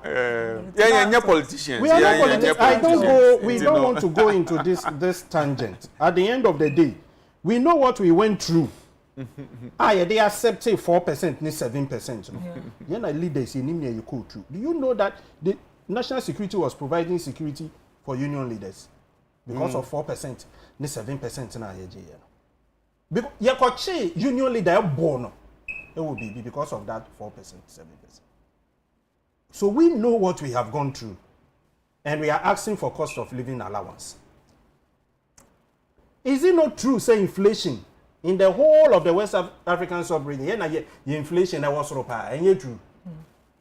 Is it not true? I don't know. Brodo, I turn out 5 cities, 70 pesos for shopping mall. She said, I more than 12 cities. Is it no more than 12 cities? And Kakane in January, who got 25 cities, who to make 1 gallon of petrol. She said, just a way more than 60 cities. Meboa. It's a day. Maybe you do Hosada.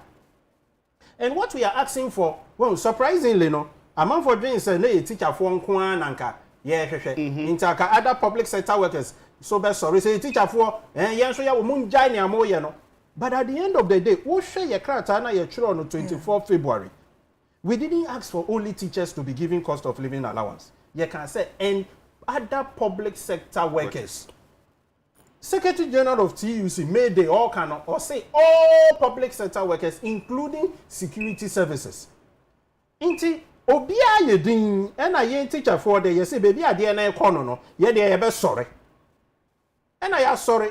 At the end of the day, other public sector workers so tie ana who is and I'm a person Obi say nurses are the next two. Or the message be by so a nurse in their minimum. Obi and Dogana change binum into those commentators, so they shouldn't think that Omo Dogana change Obia. Momo so Omo can say IMF Yakobida. And at this very government, this is not the first time. Everybody said this very government, Akufo-Addo government, this is the first time. IMF no more extended, so they were also at IMF. They extended it. And that was the time omo can say niyama akosopa growth ye we omo de ni nyina no omo IMF. Into IMF no we have been very good with this government. In fear pori enumini a teacher phone call strike that was Ghana. Yen compare John Mahama type any era His Excellency Akufo-Addo type. The first term what you say teacher phone call strike that. The second term, what is say teacher so for 5 years? Is it not strange? Into was say you bisa your own said, Adentina this year. Na difference between the woman here and Mahama time, no better than Mahama time, no more call strike be na we no manko. Bibi wo ho ye what you Inte was so who say ye ni abanye di ni ye.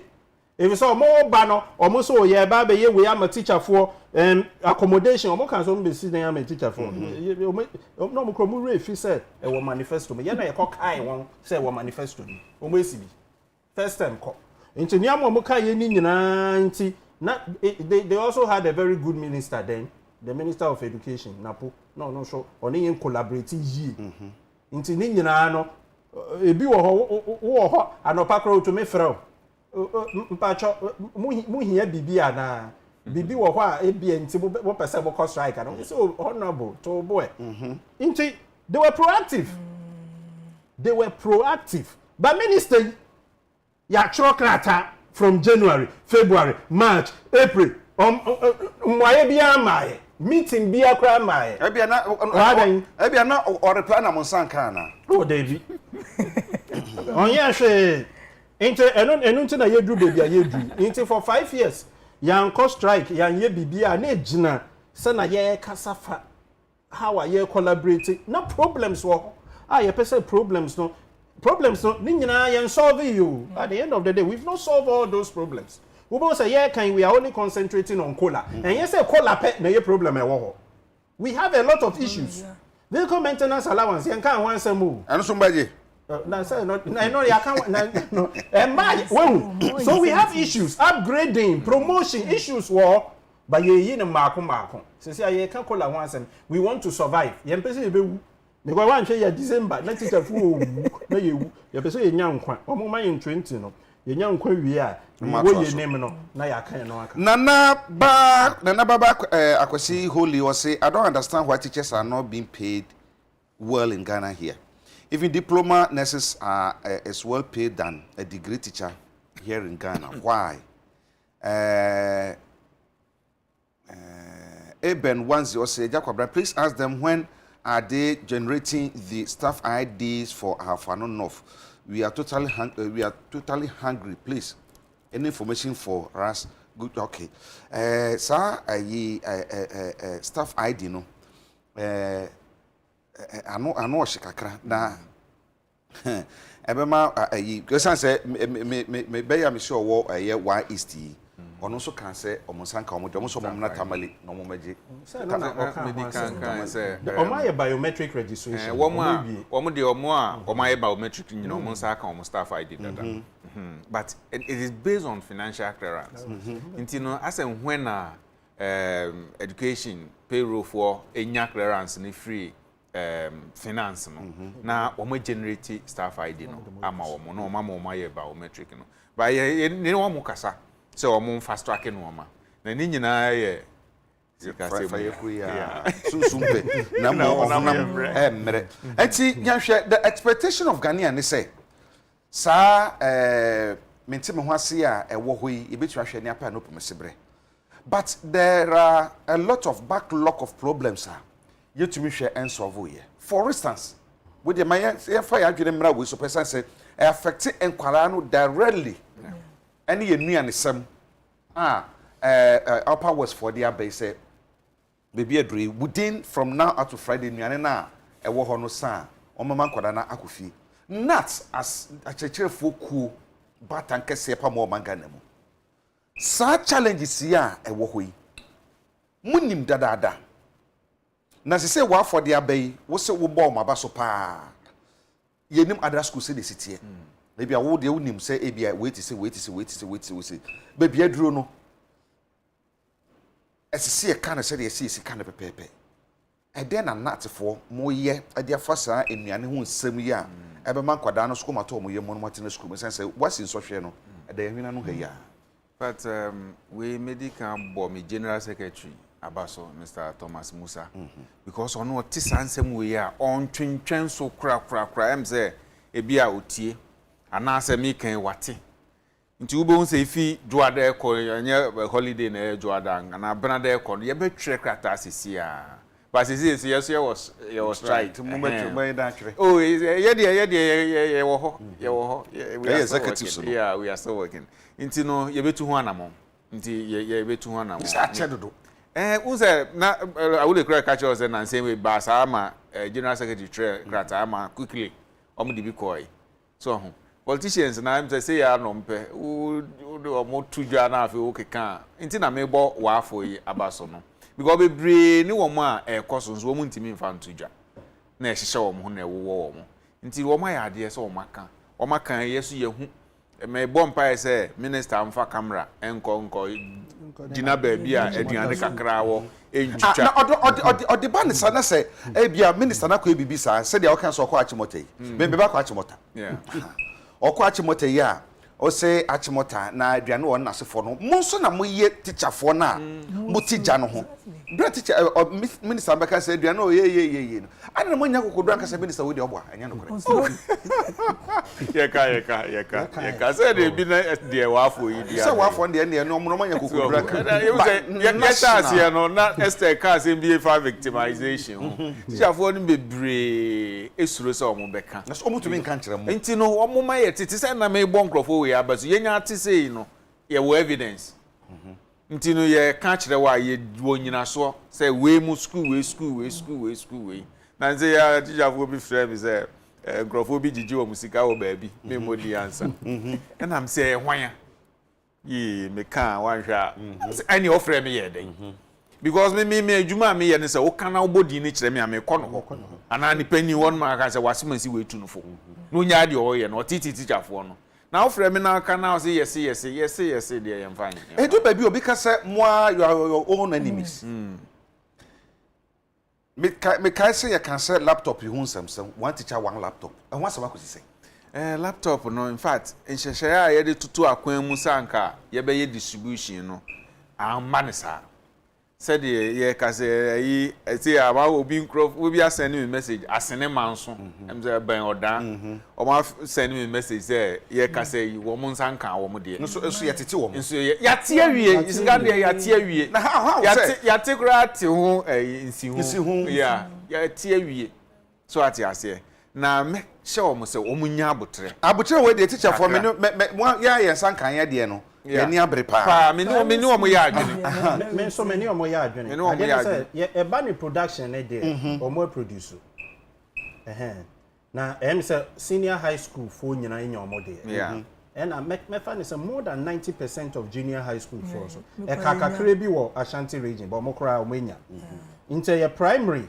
na afi no ma sha ase when me say o mo kan say wo so mo generate code we say Microsoft no omo ewo codes bi a omo de ye omo ye de ye enti me say eno na ma delay no e ba kakra ba sisi a na me say codes na aba into ma sha say ma primary schools from the smallest region so mo sha say from Savannah region a omo ye ba enti ebedru omo wa akra na ho keka ho no omo wa primary any preschool the KG no enche omo nsa be come sa oka primary KG ho asemi na madwena ba bibi so kakra say ye ha wo esa wo na wo ayi nkwala DHS enti wo de mama hya se fruso me ba ho so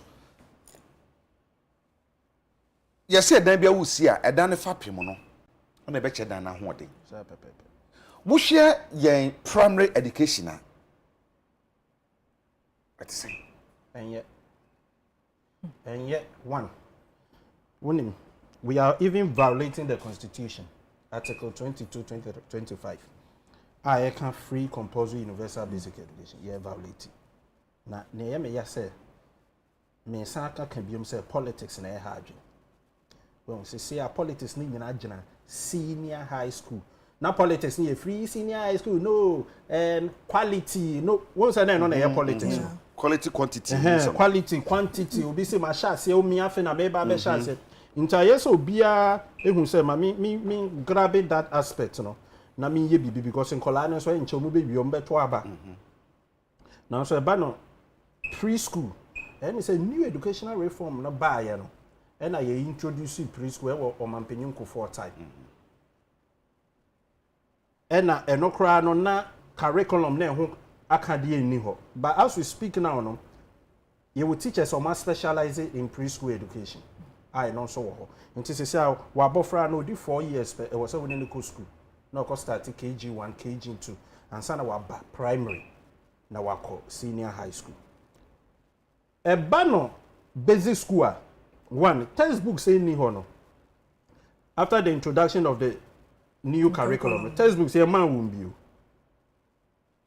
ye ma won books so ye ma won books they says na senior high school ye ma free exercise books no wo KG wo primary wo JHS wa na wo to exercise books they say textbooks ni so ni ho nti wo sika na no so wa koto wa wo exercise book wo uniform che say wo bibia wa na wo to ni wo mu ane say wo ntua bibi ti say fees na primary for no so bi no ye feed bi nom no na ye feed 90 pesos. 97 pesos no ah ye nim say enye yi ba ya fa ne sa ye nka ho hwe so ye konesa into wo hwa a lot capitation grant etumika mu into afi etwe mu de na akamu no afi na first tranche afi atwe mu no afi na ne first tranche na aba capitation grant na afi na aba into e wo se wo twen ya se wo tables ne wo desks se bubua wa twen ya kakra abai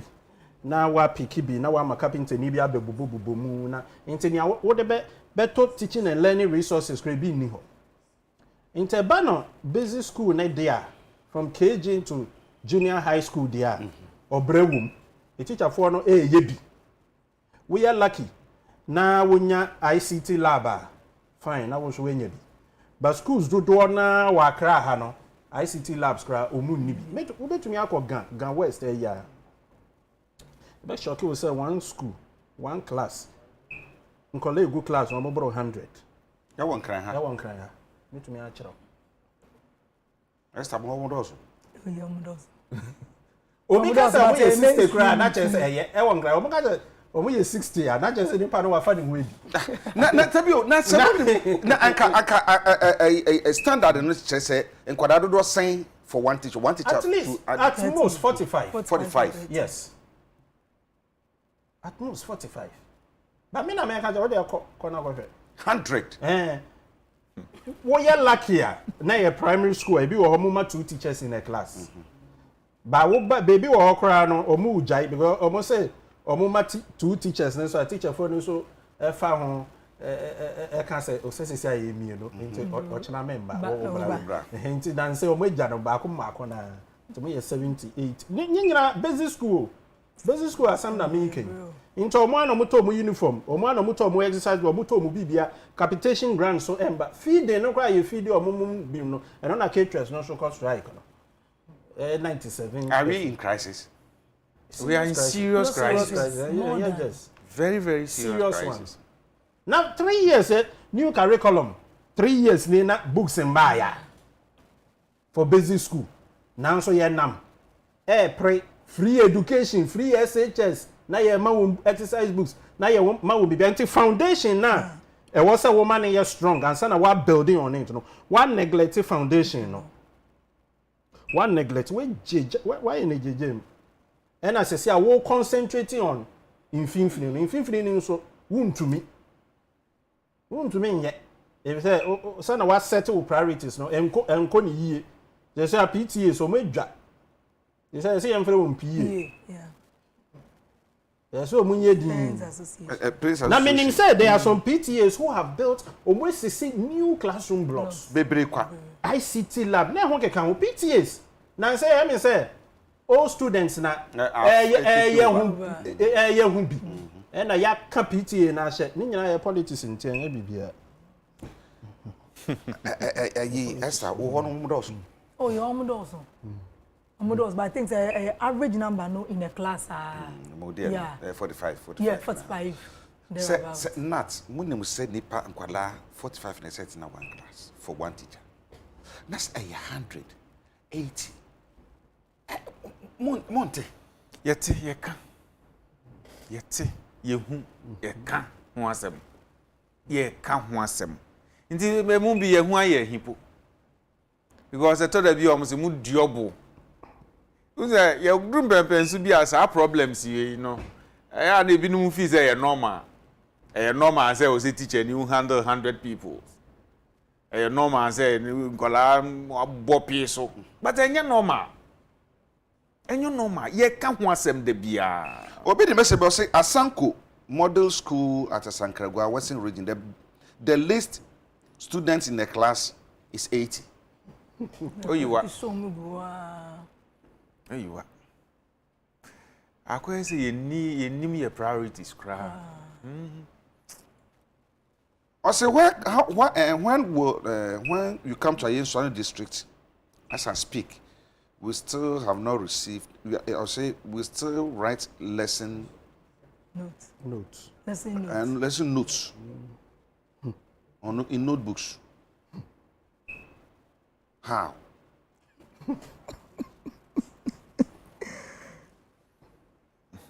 Obi say, please, ask them for me. I'm TEWU member. I joined NAT. My salary ceased. Can they explain? TEWU no betumi about NAT. Say education service you were teaching and non-teaching staff. So yeah. TEWU for no were non-teaching staff. And teaching staff no na obehu NAT na grad CCT na ade no. Enti no per and you were different conditions of service and as a collective agreement. Enti so we were TEWU we are non-teaching na uko TEWU and now we are teaching and also waba any of these unions. Not yet first no ne wo platform be friend TPRS. Ye nyina ye wo so third party reference system. Inti no so ye TEWU ni a utimi kɔ hɔ no akɔ social union but as say dey untimi nya sa bio. No sa ho. You say bibia wo na hɔ a wo mo ayi TEWU fo na afri so. Okay.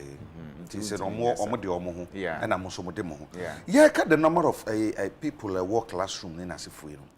And na atwemadwene said yes bibia so say se nkwara no do so mo handling no no say na no de kakra esa wo work classroom so de 45 normal 45 no credit say oh ebo class control enye easy o because e bi wo no ma obekira de say wutie mu you need to project because akola bi wo no say your sebe disabilities ni bi wo no mo akola bi wo bia ohu class no spaces dide mu so otu obi ba enimu ni ade you know a whole lot of issues comes with it it's the ma won so bre as na wo wie kwa na ma assignment I say with me market.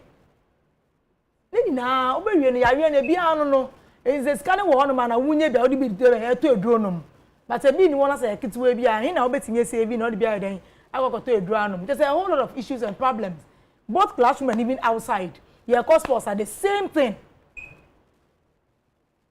I'm just imagine more than 100 in a class na there omo de enye easy somebody can woman na bibi abo for madwum say o say Kwabena Hamile in Upper West Region our kids are sitting on the floor. They rest on the floor. We can't complain and the nyina o kan ho sa kwasi kwatin we he onu na ebedwam kasa ma for the ma Minister of Education kwasi anopay yet won kan kaye na fe ya hwe so say because baby ade no kono come say ɔse we de ebekɔ so sense amanyɔfo ma enko sa school so bi ebinom kɔ na so sika wo ho nti ɔmane aduane di ema no heha no fine wo na bia wotumi enta. Yes, I'm not back to Kola. No, say we are even exhausting our. Say, not until some Sabaka Kola no Munko Chadi. Oh, they say I'm the can catch her. No, who are your friends and our secretary? What I say? Until Tuesday, until 2 p.m. Yen Sambra in Misha. Until your Cotanasi. Na omen de betopo no so ne ehu se enam ni nie ene ye betu ye hofo nti se munya nhia ngo enhuru se omdo bobom fam but no emma ye hu mahia no enkofom esan se se be aduro no we must be citizens not spectators. You see you see ye nyina ye de ahoma boy ye yem ne ye tumi boa na ade no tumi gina nti se ye ka se ye nkwan ye de sa no a won se beba ye be ha adwene ha adwene and the be ha adwene nti e was ye panipu masibre yenim se be ha adwene yenim se be ha adwene na teacher for em say aban aba aban kɔ omu afaye fododo obi kra ti mi ka say o teacher adwuma de anya adwuma wo ye de enya ho obi kra de say yaketu agi say esoro ene ensa be kam teacher fo nyina ko ebe say wan ko soro de a na che say aha abɔ esoro no nso abɔ enso ye nyina eti o man mu ebi gi wo maketu ano wa ha masa akɔgye no wɔ soro ebi a na masa akɔgye no wɔ soro wati ase fuel coupon a wɔche teacher for ye ni bi ye nyi fuel coupon ni bi edan a madam fu bi wɔ edwo so ko ni mo they see or send me message say last year ne dan otua 24,000 this year I'm say 3 years ago or be renew biom double so ati ase nti enye say de ekoso na nka yepe yempe ne sa but baby aye duru no ye ni option bia yeso ye wo ma wo teacher for ye nyina ye ti obi a wo ba ye mai su ko school omo so tifie bi so ati ase nti baby aye duru no enye yepe say nka yenye say anase ye nduru mpempenso we but de ye fam no ye se de o teenager ho no ono anu nim se de esi hyehye ne fa nti ye besere parents mu media yi mo ne aban ne nkasa mo mfa mo ani mo nkyere aban no mo nkasa nkyere aban no se de ekọ na enye nti de teacher for ne pe no mo mfa ma wo mo na asubdue embra mamo ndane mo ani mo nhwe teacher for no ye wote mapa Esther eti o ka se no gra wo nani agina se obekọ back to classroom and to school for ebi asha ase frefre Prince so ye betumi beautiful lines rank ya ma cheche for bi kra na so obi so tumi a kire na adwene a na ka yenye ne sane ehwe se wo ma ehwe yen so ya hwefo no du ba bi a na ya ma mo ho kwan na mo so mo tumi akasa bi enti se kwan wo mu a Prince bre no kakra ho ye ma ya aha okay enti ye be ma wo ma ba mu bi na fe ya hwe wo IMF no ye be ko na eno se bedi nkomo kakra ansa ebe sore atumi asore ba Prince ebe tumi di be 4 minutes bi ai bibi etisa na nke ahwe se aha nti we yo chire ni na so we obi a wo hwe program ya nso betumi afre na kakra bi anso wo no watumi aka na dia support na ye hu se di si etie nti wo be hwe phone so ye TV na de so sisi ana se TV no so sisi be hu se ye di numbers no egu ho na wo so watumi afre na wo so dia opesa wo ka no wonso watumi aka na ye nyina aya to adwene na mama no akonanim se de ye pene se ekono pepepe osi nanama dimple osi teachers undergoing surgeries in their throat as a result of large class size. Yes. On Mondays they can't speak. They can speak but they can speak well but meet them on Friday no money nyina afa sense as a sort tiemu ansa na sukuu ni no atumi ate. I say Agya, I am a newly posted teacher, please ask the there's a nightmare. Or say who be a cano. And he say, or your French teacher. And you didn't go school. Yes, you French war. I will crash allocation.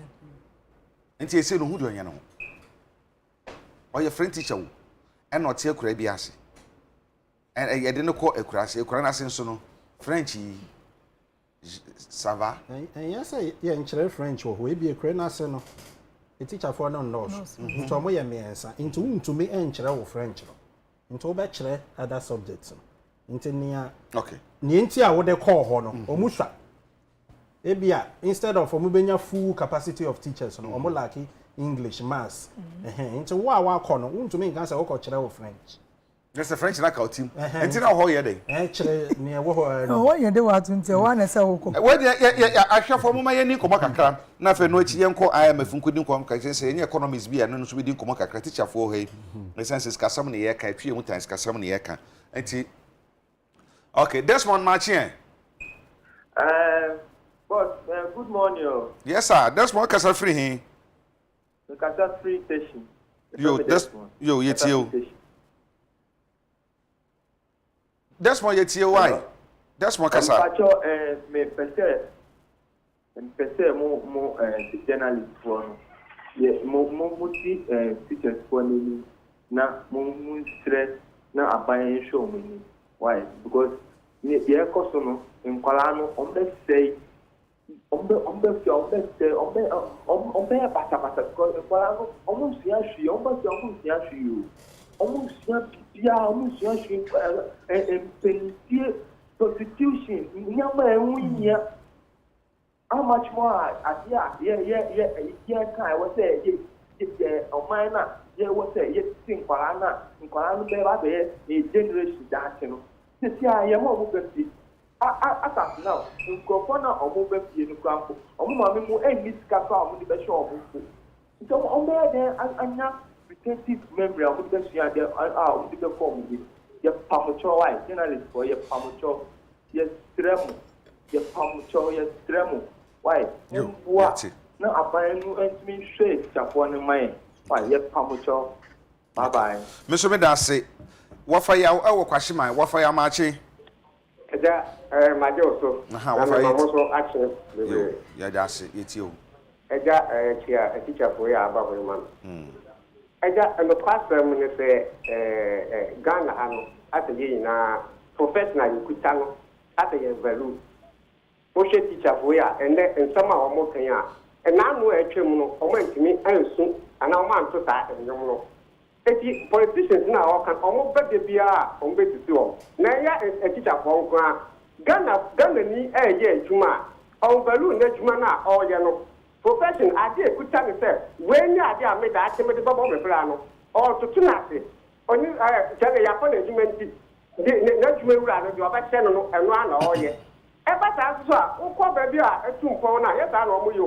On what from your dear, a Yajmania or the Abamanda, who yes, a teacher for 7 years, so much, Waladia, yet that's it, Ghana that's it, but push free education, but and then the material programming now. Now, something for away in Aya. After free education, but no more as a potter. I don't have any papa, but almost no politicians or went to manage all my young family. A banner out there, no more bought or minor from more solid, yes, stakeholders engagement. I buy it on more HCI, but we are sure to part free education. And I could do your friend says double track. And what in Kuala Badach in the next 15-10 years, no, in Kuala Fire produce one need a jack and my young type review. Now, a bata would teach any now what that time, no, then I say a catcher off. Your back there, I, a Juma, and more namely, I assume one answer, yes, Anka, no bad why. Mr. So for your Kwabena, I was there, ma Kwabena marching. Kwabena marching. I'm say Kwabena home now and to me and you know Kwabena or teacher any there ma nanka ye no to me edin komo. Also please okay. Workshop will be some crab by and na nanka be say bibisa sample workshop will be a wo ko wan ko ni atew. Sa workshop will be na mo ye some time back no. Bi. Mpo ne atew. Say you na ba ye no. Na hadwini pa. I say there is a critical issue that needs to be tackled. Or say someone who has spent all his life and schooled in Kumasi has been posted to Volta region to teach. Now the issue is the person okay?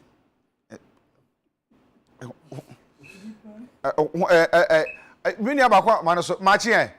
And also family so. Me hu wo so. Now the issue is Me pacho dumure ma TV no nkofam, ma TV no nkofam. you TV ni. Ma wo TV no nkofam. Yeah. Okay. Operating.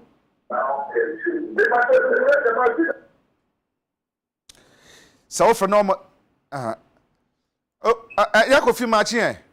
Yo. Who are just Adom yetie me pajo ya na mpebe the teacher for no ya me say kan ko mo pre papa. Fi se wo hwe MP eye djuma be 4 years wan ko bi mo di sika kese. But teacher ni be tra de be 30 years. O nya hwe the teacher for no to omo fata V8 the teacher for no mum dia ya me say kan ko omo pre papa. Yes ye djuma ko class ya me mo school down so ne ade. Ba Jacob na uko shebe bi teacher ni bi trepa ukura na uko ye djuma okura no na se wo si afense teacher ni wo se ukura na se a wo tra de efu nipa no na kati anye the teacher for omonye de nim teacher ni bi a wo tre senior high ba ni pay ye 1005 ba o sorry de bi a wo fuka na ko tra de na se mp be ye djuma for ye no be je more than be sika kesi na teacher ni ono be ma mp na ye mp no no no mo hu tre na officer teacher ni Robert ne nwazi ndi ne teacher for ne ye de ye nyira ye makọ ete ba ye for omo so omo to teacher for na keto no mo timi nya djuma pa no mo nkyere ye nkola na de yi be pa cho me da se Jima machi eh.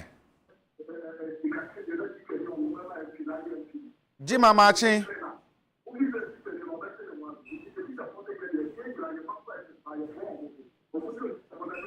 Say Jima red TV no am annoying enti Jima me pacho tie me o phone no why said the be betumi di nkomo.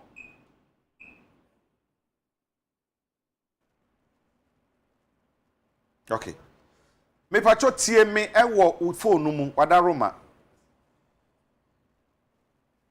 Okay. Ye tumi nya na o se ye transfer na fi onu Kumasi no tena ye Kumasi no ko school Kumasi no je ne tete e na transfer no ko Volta region class 1. Ono ntia na kasa akwara nso kwacha de so ntitwi antibrofo what's why enu de anya easy yo friend machi eh Fine. Good morning. ya je so miwra na mpacha Kumasi boko Hello. Hello. miwra mete won kan o Paper Joe, me Joe, me ba o Saint Louis. Hello. miwra kasa yetie me se ma TV ni nkofo ensa wonte de e ka no Me ba o Saint Louis. Now, o ma dia ni diem no. Na ade bi o mo kire o mo. Kedetimi a ka o mo ma parents ni nchia bi kakra. Edidie no nkoyi o ne diem no na enkola no kire o mo. Edika parents ni tia kakra. Because yetimi mo ma dia ne bi a emo a bi a wala de fe ene de ma o aha ene o mo adidiem breakfast so ha adwene aha etika betimi a ko mo ma parents ni tia kakra o mo adidiem me da se enti na se eno no we de o se ono ye oko school e wo Ashanti region na ho na ye wo no e ho no ko school e ho na okọ ni teacher training yi school na we wie e na pusin ko Volta region class 1 ono teacher ni nti anwona kasa e na akwada na okọ chara nso ntitwi akwada no nso nte brofo teacher ni nso dote brofo enti bi teacher ni ade makoto we me da chara de assassin lo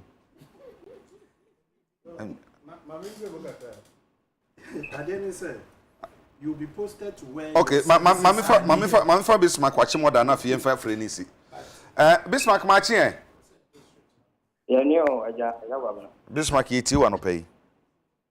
Pacho, Agya Kwabena, na chewa ti ebu nyina. Pacho, me yeti ken. Na esi ame wini ba. Okay. Na sisi no wini ba so na school ni bi ho aye gbe na talk. Na teachers ho no du a omutia iska duty bi ho nti. Utia iska na omaye salary transfer amount. Na 2 years ni e ko ye tia duty na mo ba salary transfer no mo nye. Ye ba ni san so a usu na ofi mu bae. Omo na ombe validate o. Nti eza na ne headmaster ni bi na issue ho. Nti mesre not member no wo. Se on titi mu kakra me bi nti ade na sa. Okay. Okay. Kakra me wo. Me da say the friend nyina be si wa hana ya. I mean say validation there seems to be a bit of power. They have a brave. Don't teach no child ni ntia o ka de.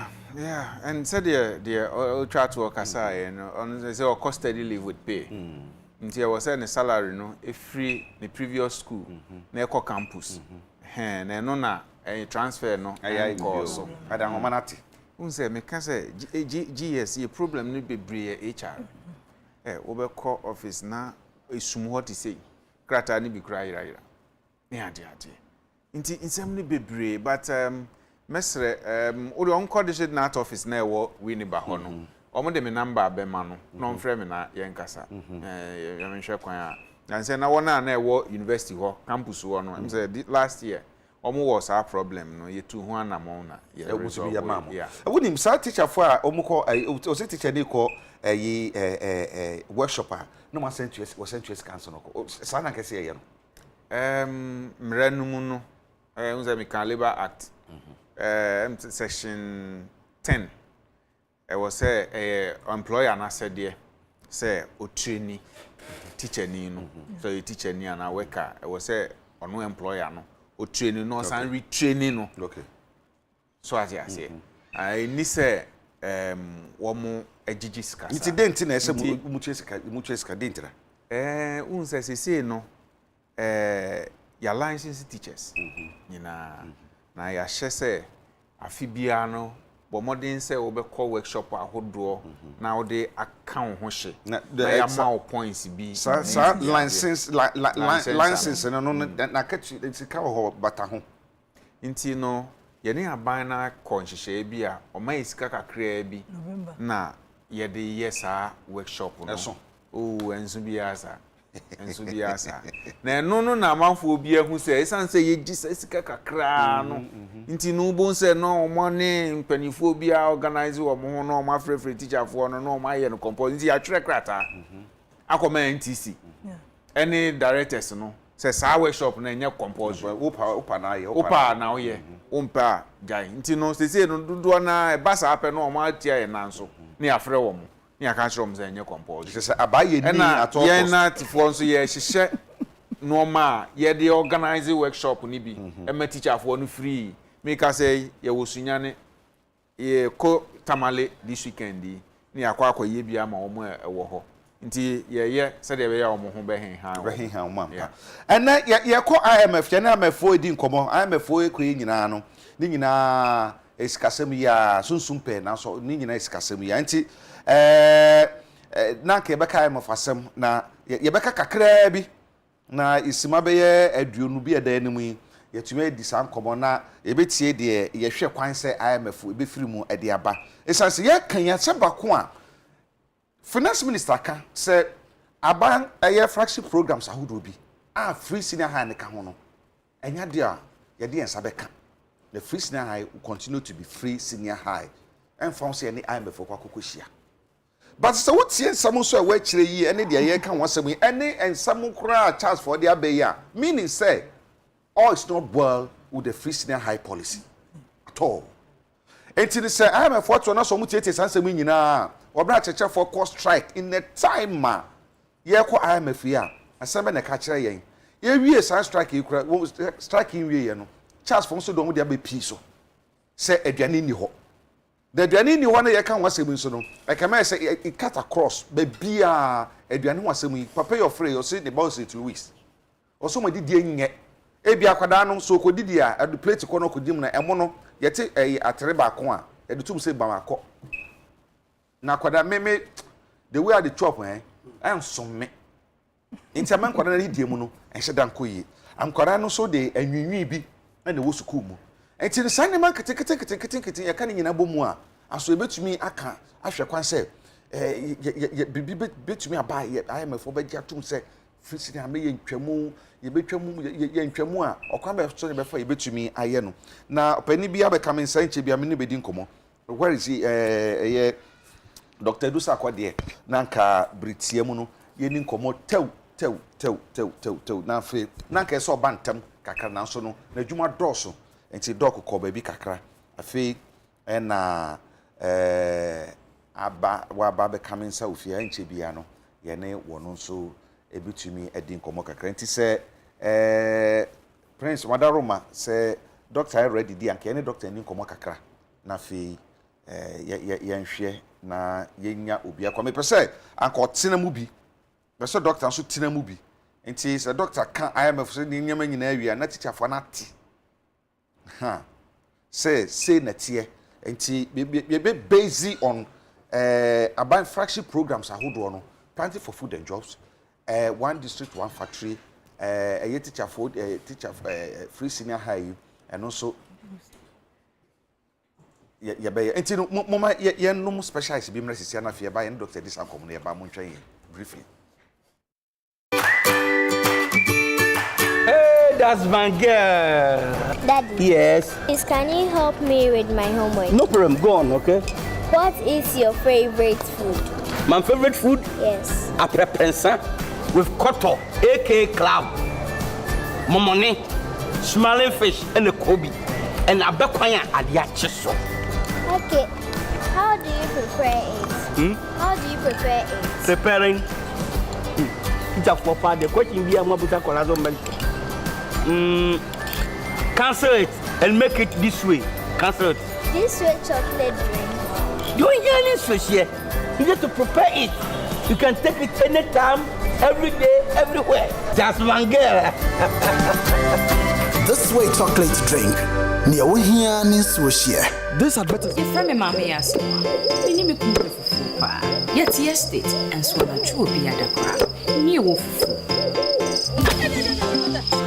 As to say, dear, when who no quite panel, Tintin no, a chum, and one neat fufu. So when you're quite pebby bosswa, and human is.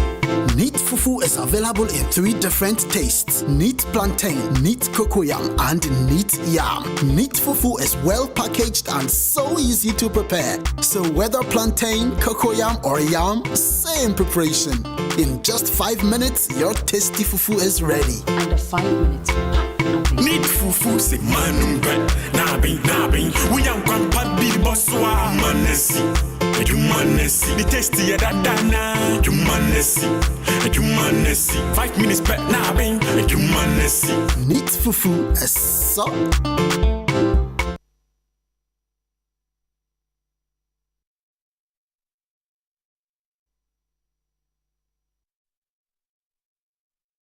What the atwa tiawa doctor be come nsa doctor na dwuma dɔso pa na da commercial da twena betena next week yaba na ba na fie otumi di nkɔmɔ akiri pa sense bedu sabre kwa na bia na nkɔmɔ didi ekoso ɛwɔ IMF ne abantam ne etum bebi a ɛwɔ opani a me kan asemi Dr. Edusa Kwade senior lecturer economics department University of Ghana doc akwaba yeah bia bɔkɔ de Emiadum ye de radiasa domara kwa ye bre ni so na so mi se betu bi kakra say no ye ne teacher for ahia nkomo ye wadi akiri wati bi se ne si kono mo ko strike also not until say kula no omo sabeka no they will not go to school one of the abang flagship programs no free senior high ene ho akande ahodo bi nema bibire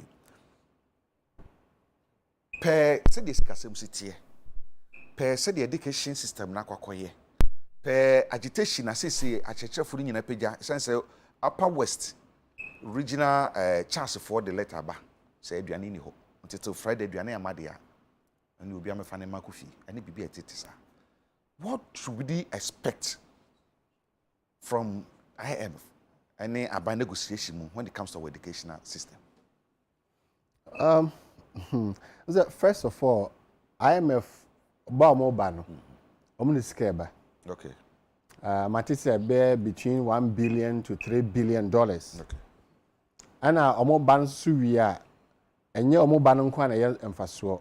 Omo ba ma Ghana government no policy credibility. Nti ahoho investors ano omo pese omo ne Ghana be di dwa nyina afedie. Omo ni e be di dwa. In fact, from last week, just by the announcement in keke, abane ya radwen so okwa IMF ne keke. Ama I can say international capital market no, omo sha se keke omo ho just by the announcement.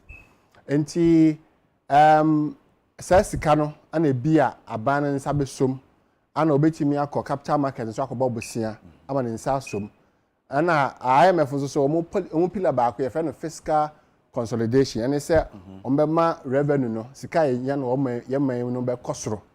Nti saa nyoma miensa we avenues no ebema abana nya sika a obetimi di atua teacher for akatua say me so me teacher ni nti kama ye nyina na ma akatua no akoso because inflation ti ama cost of living no aye high if you be purchasing power sika no mu duro the crowd say ma ni mu duro no akofo because of inflation nti saa abana nya saa sika we na obetimi di atua teacher for no ye nyina allowance ni salary increment ni nyina. Now back to educational policy dem say the kind pa wo bia come so ye free SHS and say IMF beka so ontwam and say on review. I think they will call for a review. Maybe they don't look for cancellation. Okay. A review ne say I've always supported IMF and I still stand by my point. Say I supported free SHS and I still stand by my point. Say free SHS no eyadepa. Na ade wo mu problem e wo mu no ade bia won problem. Enti problem e wo ho no na wo se ye hwe na review sika enwunu gu baabi enkra enya adwuma kan se enya aduane ni se ni saa nyoma na e wo ho no problem e wo ho na wo se resolve. Enti bia IMF may not ask government to cancel free SHS. They may ask government to review it. Say bia for example say borders obetimi limit free SHS no to bia day students nko na borders no my parents atua omo boarding fee it's possible and na me ade da makoma so pa ye baby a sika no enwini gu no on say ebe ya pa sa odo babeko school na aduane a wodi na no metie station bi on say koko atre baako bread nka ho say ni nti we ni na ya atete sema eha awofo ene teacherfo nti the comprehensive review of the policy no and on I was yehwe the concern of say sika how are they ba aban in terms of sika sem no and on the me no mo nya adwon because free SHS no how are they ba aban so no enye kese bia sa because tax exemptions eye omo amu koyi omo nyoma aye government mo exemptions no and on ko sika is about 4.6 billion cedis. Free SHS is about 3.2 billion cedis. And tax exemptions no kwa betimi atua free SHS no. Amana broso. And sika semno de nkanya ade e ha kese. Na mum eye se how wo ho no ene ade ene se sika na enko no. I don't know say what me point na say. You betimi aye tax exemptions sika no e de akoye free SHS. And nti ye ntwa free SHS mo. Na mum aban hwe se how ho enkra nya adwuma aduane ni teacher fo a yentuo muka ene saa akade ni nyina no awo se ye hwe na ekoso na free SHS as a policy there yadepa. Doc, what can we say IMF discuss about $1 to $3 billion and an eba? Yeah, Fibri acquired IMF from 1999, if my memory serves me right. From 1999 down to I think 2016 or 2015 or maybe no. Sika IMF reama ye nyina amount to about $1.96 billion. From 1999 to 2016. 1.9 billion for 1.2 billion dollars. Number of years. In 2020 in Kwano, IMF MIA almost $2 billion. So from 1999 up to 2016, almost $1.96 billion. Now we did 2020 almost $2 billion there. That's how $2 billion on the man saying. Minim FI. From 1999, as some are working, so $1.96 billion, no. Brother Becca say a nominal figure into ultimate yet sa comparison, no. So, for example, say be a 2,000 cram in some CCR, ne boy a number 2,000 a bayano, a chain 1999, not 2,000 cram in some. I don't know if you understand that. Into 1.96 billion our can over that period, no. Na a mood draw so. Make me a say open here a mood draw this year, and obey you sue that place in CPI and they calculate inflation. Do you sue a whole CPI, no? And they compare the same CPI and see what they buy and then no can say it could be like $10 billion. What I say into 1.9 billion, no, not 1999 a more drew a chain into years our comparison. Yeah, fair no. Nominal comparison, and economists don't do nominal comparison. We do real comparison. From 1999, 1.9 buy 1999 kakra buy. If you break from 1999 by Nina and kakra buy by 2016. In them CB canning in Abu Mamma baby Drusa. And say 2016, the Corona thing say Yenya about 918. 2015, the $918 million. And I think the former administration, you know, more $300 million. Yeah, I think from administration, my time, no. Yeah, no money. No money. Only $300 million. Yes. And $630 million, no. I buy this administration time, no. Yes. Okay, me for myself. So I may say you can make comparisons. Say, you show real figures. Okay. Comparison, but nominal figure now will quote you there. Sikani mudrono and tisa sabre. Maybe who make a point say. Ada na yakwa na yentimi ene ye ho ayese kobio ene ontie mwana mo de boya na ye de anti ho na question ni gina dia eno de meka se yamfa anya hwe o yamfa anya hwe sika na mo de ma na yamfa anya hwe se IMF ba wo ho a oma o sika no oma o credibility oma o stability te se bia economy ni se bia dua esi ho a ehinhim nti IMF ba na o de bibia be choke no se na be na agina se na be esum body thank you nti economy na ehinhim no IMF ba o de obesum no na ehinhim bio na o ja hokọ omo na after 3 years on tra ha bio omo so mo Ghana ni bi anim abrofo o metra o ma pede nti mo wi ana omukọ onko a sa o board na o de ayi sum no wo na o so hu nyansa sebi ede ebia boa kese esisi ase se de be ya mframa ba emu bio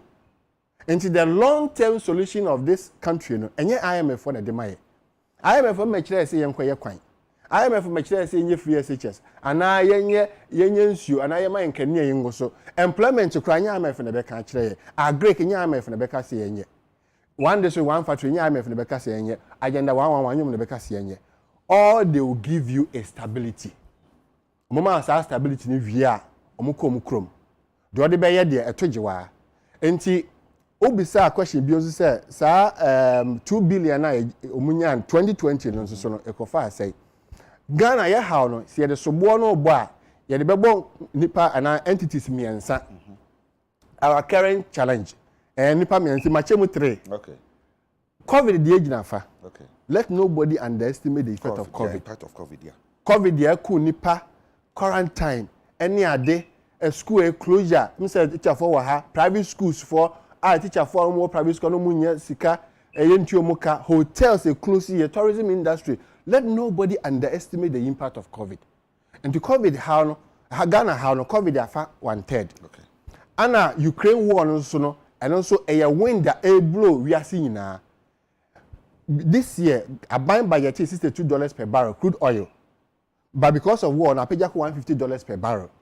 And my inflation, bibia the nambasa. US, obia experiencing highest inflation in 40 years. Enti war no so ebefa 1/3. And sana Ghana so yanka say by internal problem. And also the bebo abasa abane on your trouble man the bebo no. Enti also the omu 1/3. Enti during COVID no, omo kwaje $1 billion loan, a interest free loan. Okay. But $1 billion no, at that time the exchange rate is 5.8. They say exchange rate is 8. And it's $1 billion. You could 5.8 cities. You could 8 billion cities. 3 abeka ho. Aha. In 3 years I will see a chia. Yes. I will see a chia says can man if you. Na say 2020 na kwaje 2021 about 2022 mu na away. And you see a starting year. 2023 na yeah, I see a chia says can. Obama up to 5 years between 3 years to 5 years a chia says can and here 1 billion. Okay. The other 1 billion is special drawing right. And that's why I always say IMF for hono onye demon. IMF a association. Ghana any your joining association. Yeah, member. That is why omutimi ma Ghana that 1 billion special drawing right. Onye member ya ma onye says can. Okay. Nti Ghana ko yi $1 billion special drawing right. Omu twa sika to say members no wa ohia sika bia for application bra. Niema obi na Ghana the application ko no man na aban use 250 million and supported 2021 budget. And use the remaining 700 million for this year's budget. Supported. And until ubisa says can so and also one anu year no. Until back to the IMF conversation. The American and say employer ya ko nyina na they say teacher for her a school for mo ya so de mo school ntem no. Ye twa ma ba me bo a. Until teacher ni madam wona abetwa ba pa ntu na me ka ma. Until Accra no break school 7 a.m. Wa ma we ba na teacher ni kura ba o de a show IMF no a show ade eche umpese ye be hwe wa Brantem. Ye brantem enti conditionalities amanfo years o muso nyina na IMF no de o se me wo ho wa ho kire no bra be hia mwa me ba nso a me hwe wo economic structure na me si ye wei tutu we say wa anya me nso me mfa me mu a me de ma emma eno ne aba na o de hwe ye no na oja e hokọ pe ye say classroom teacher ni ho it was the obi afro table so ya announcement so ya dai no bi so afro dua sabe ya na no bi send picture bi say teacher for go school and crowd afro dua nti IMF ni je hokọ pe na yes subi ansesa ni asa se no that is why 16 times there's also time where you independence na every 4 years e kwa IMF every 4 years omoba no ma be dware ye omoko pe ni asa ye ho fin omoba no be dware ye omoko pe ni asa ye ho fin doka yo boapayo eye politics boapaye ka ho na meka say eye can say the lack of commitment to their policies aban bia ba president mama wo so no otirimpo president ko fo mu nyina mu otirimpo aban bia ba wo ne tirimpo kese but the commitment or the be discipline no because teacher ni bia ni ho ne school ni no wo so ohuruhuru no okoba but teacher ni wo ho de odum se obahwe nti da no ada sorry no sorry nti we are not disciplined and we are not committed to yankasa policies. Our policy is to build the base and on the Ivory Coast say omoye see pe oman bia sua na Ivory Coast omo ye nuanam bebre na ya akanfo nti ye pe bibia sua me ma starting radio mo policy document yenko Ivory Coast nko sua omo what they are doing right omo build agric ekuaye omo build any friend the base of an economy Ghana economy ni yenyini nu ba bia nti ye base part should be agric nti Ivory Coast omo dua ne ma bebre omo build ye base omo build omo base and so omo wi omo agro processing and na one factory na yesu na yentimi ensu ne ye no enti sa agric any industrialization that is the base of every economy IT foreign technology fund omo ba be toa so ye de sa part of the economy no e be base no so enti sa we economy na say we need strong base of agric any manufacturing na we be ye IT dien e kombe di amanfo because I know na e the base enti IMF no omo ma ye sa base no sa base na agric any manufacturing there eto je ya we ye omo bai maka oba bi na meka bio say IMF so ama empempia me no kase anka Ghana economy na collapse yes nenye and that's na ban mu mpanyifo ka finance minister kra kan say omansi kasam vice president akasa omansi kasam no aban ne toto niama to bring it back ba manager nan so enwu kojo to se ne bi ne kasa omansi kasam atete apansam kra ba na aban mu for vice kan ho say sikasam na entete pasam sa odiane nan so aban don be ye ne nasefo nti na wana na ka no kra but it depends on time and no more can seven maybe time no more can na covid mai na covid ba condensing ya kra okay so my chiche so boy my chemu miensa me say covid in fade there war no fane de aban so fane de nti aban no so bo no ye de bi bebo no the way they were not committed to their own policies. And I give you a typical example, the e-levy. The design of the e-levy does not sit well with the objectives of the e-levy. To trimpo a mo say ye de ya ade no. And then the design e-levy mo bo abra. Omo nkwa adwunkrom and say some say Ghana ha adwumayfo nyina 10 million. Only a mube 2.3 million and it's your personal income tax. A year teacher for more enemy. Be at your personal income tax. By your other workers here, almost your personal income tax. And to me, 11 be bois. I'm a moon now, so you said the bear net in the back say na so which you one cry na I when you be brave. I don't know who design 11 na. I was say nipa na all receive sikano and also chia levy no. And ya me a me send this sikano. And until now, I how any people be free say how more montino more dodgy 11 no. Anti 11 so munya a home scanner. And so the design wasn't proper based on the objective for the two aquamuno. And this is a typical and this one that's subo way, you have more COVID, you have more war, it be buying. Okay. 50% benchmark values. Another example. I can't hold in a downgrading, because we say we 50% benchmark values will be year free. But I didn't know they buy in the first place.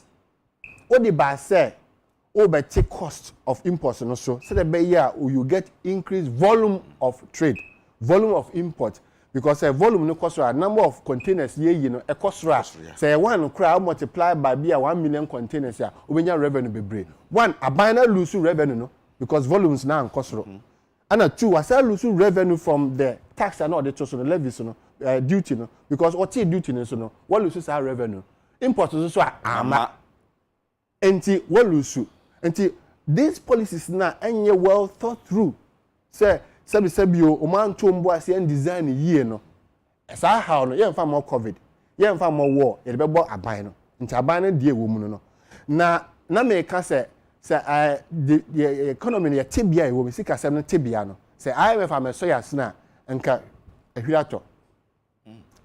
They say I mean say among 24 countries in Africa and I call IMF that is why I make us they be discussing with IMF program now.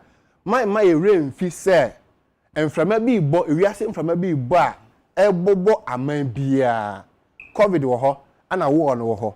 Nka yanka say wo yanka say a problem. In the 24 African countries now omu nyina call IMF at this time no e die ntia. E COVID ni war no.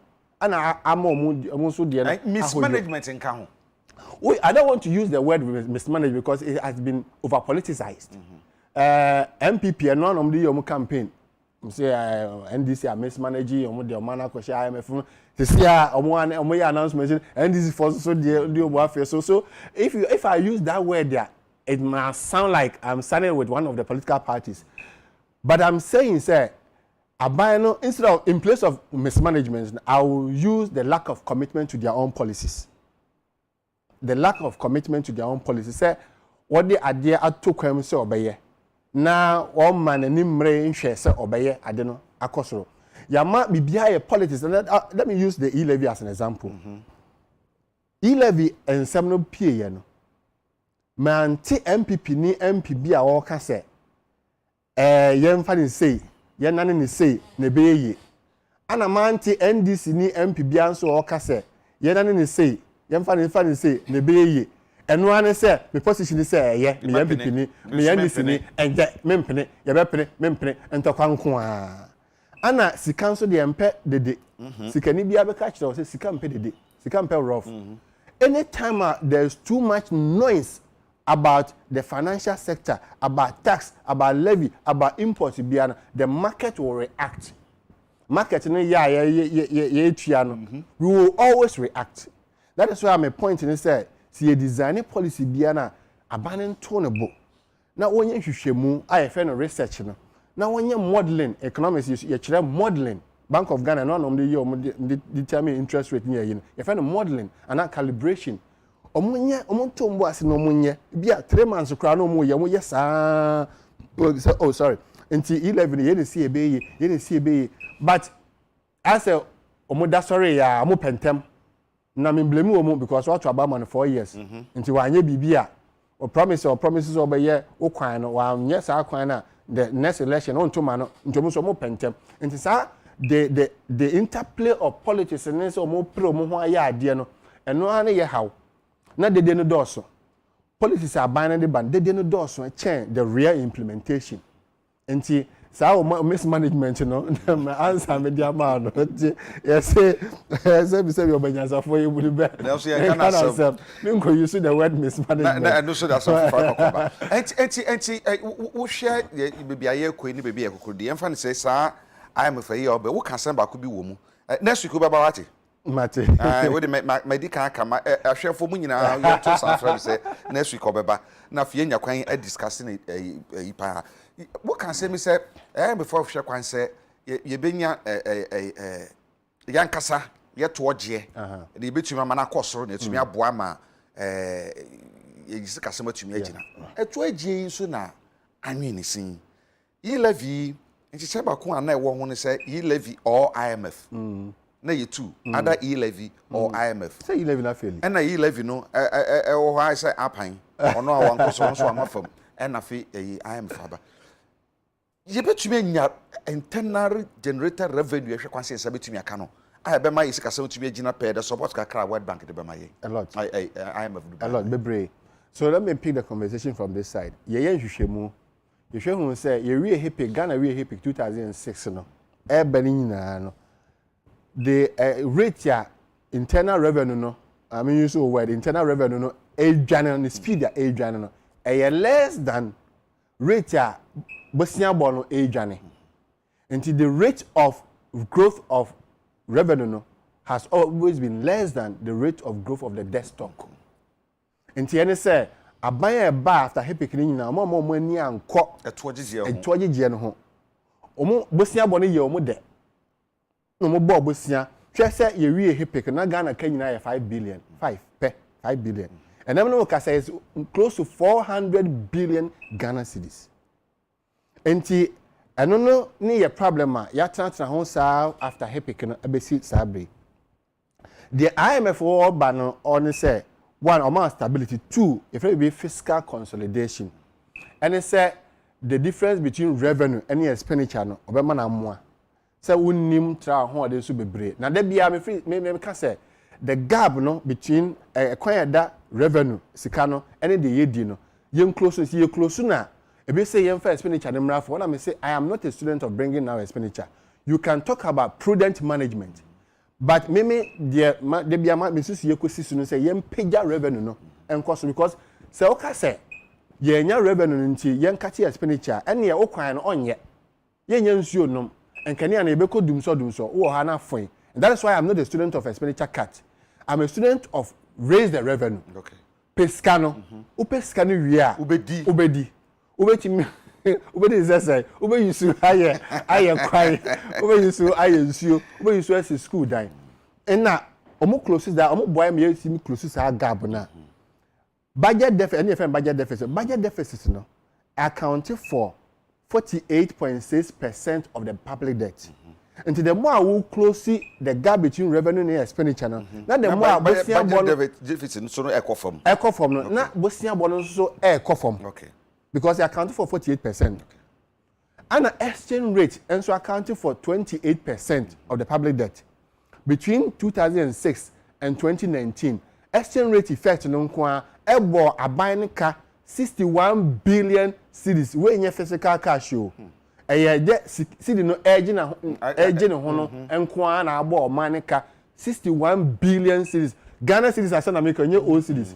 Between 2006 and 2019, this year alone, in the first quarter, January, February, March, cedi na ho de na eje no nko an abo abanika 30 billion Ghana cedis. Enti da bia make say exchange rate na je ne ho a na ama Ghana ka no ekoso. Enti IMF wo be no obe close the budget deficit obebo am ya close. Meba o question so. Owie a cedi nso obe arrest nso obi say o ache no IGP ache no. Enti yes. Enti because how? Because some of the inflow of dollars beba investors nso so no be my inflow of dollars. Government so betimi akọ capital market a wo ama inflow of dollars ama reserves na kosoro. Nti dollars na eba no na ache cedi na gina ho. cedi no entin hwan bio nti esa na the rate ana Ghana canon debt na cost no ebe ye nti revenue no measures be na ye be ye said ebe ya enye overburden on Ghanaians revenue measures in the bebre tax exemptions bill tax exemptions 4.6 billion cedis a year almost 5 billion cedis a year and are buying it less than FSHS no cost of 3.2 billion nti hono omo hwe ho me support you my article at the internet so me wa ko print na say akomo omo say tax exemptions me fan to TV no so tax exemptions bill 4.6 billion cedis every year omo bia se bi omo koyi ska omo ntua tax aban se o de ama waiver sa waiver no and na cost to aban sa no nti omo koyi no mo fan finance free SHS eto so mienu eye property tax eno de otwomu tan obetua eno nso na make say a best replacement of the e-levy how so we say adwumayefo ebi entua personal income tax ya about 7 million entua fair enough say nipa no be si dan o nsi dan okwa ne dan no akonsensan ho o say dan we dey ma value o tax no ye 2000 cedis every year we 1000 we 500 hwesika ye benya na o memo ma obia nkoso okoje physical cash obedi yemfa short code nti oba mefia anako Agya Kwabena ye free GRA yaba wo dan no ye evaluate no obetia 1000 every year nti ene abo star hash whatever na ye the Ghana card that is why abanani abrese or the Ghana card or integration nti Ghana card no say code ye bo a wo number no ye bo a connect wo with property rate no what you nti omo hwe internet so computer no so a da bia nim say Agya Kwabena afi 2022 watua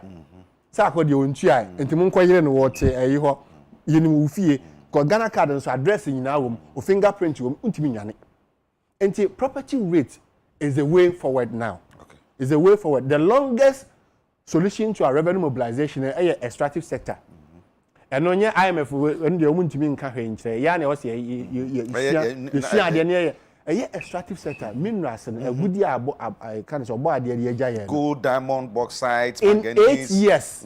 In 8 years emfaso aba ho nkwa $43 billion no Ghana cedis yeah there say ye dey 10% pe doc me man kasa bi ye dey 10% pe enti sikano gold 2020 ye to gold $6.2 billion and ye nya say 640 million a new one ye to oil $3.2 billion 670 penny bar by a new one enti sikano nwini gu saa sikano nwini ko saa tete hono ye nananom wo asase a o se abunu and abusa yes adana ye way good now we are not treating as a public good we are treating as a private good obi metu no nche royalties no kra na 3% and say Dr. do for more kono more kwa raising to 5%.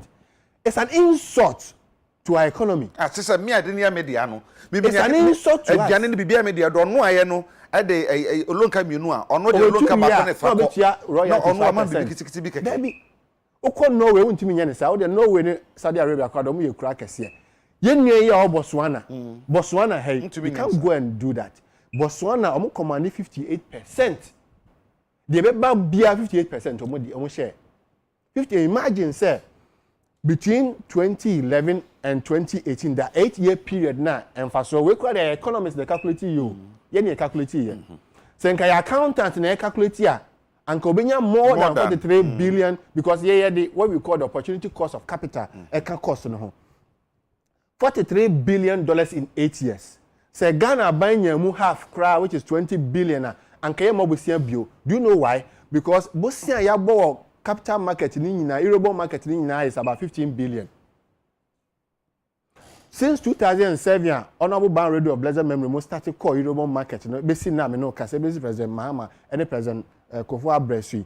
Eurobond bosi ni nyina 15 billion no. Aye ka awo ekoma ya sense ekoma ekunye no. Senka yenya half of the revenue na a free agudie no nko a ba na nke $20 billion. Okay, atisukura. And no, atisukura. No, because I 20 versus 15. Bosi ayabo free euro month ni nyina from. It's say benya 5 bi kura wo so de exactly. Doctor, wonim. Wo ya ma magiga no pay. Jiga de wo see jiga because wo hwe nka che ni ma bufu. Am for the message be braba say omu hia on next week. Na next week nso ye be ye magic bi ofie ha. Se na chekere fu yi kan. Ye be magic bi ofie ha. E me ya say si etwa so say ye bre no. Aye be. Next week ye de ne beba mo amoka no en egwa ha bebre bring him back. He will come back with other they say next week ye be magic bi ofie yes better yes enti ye better na se na no paper ni din Dr. Edu Sakwade or senior economic lecturer University of Ghana enti no so ka no no kore na ya ke sorry 10 seconds. Yeah, my doctor Abaso, na present called salary inequality. So what the shame? Or the shame. No, now we say Article 71 for the one day before. And I said the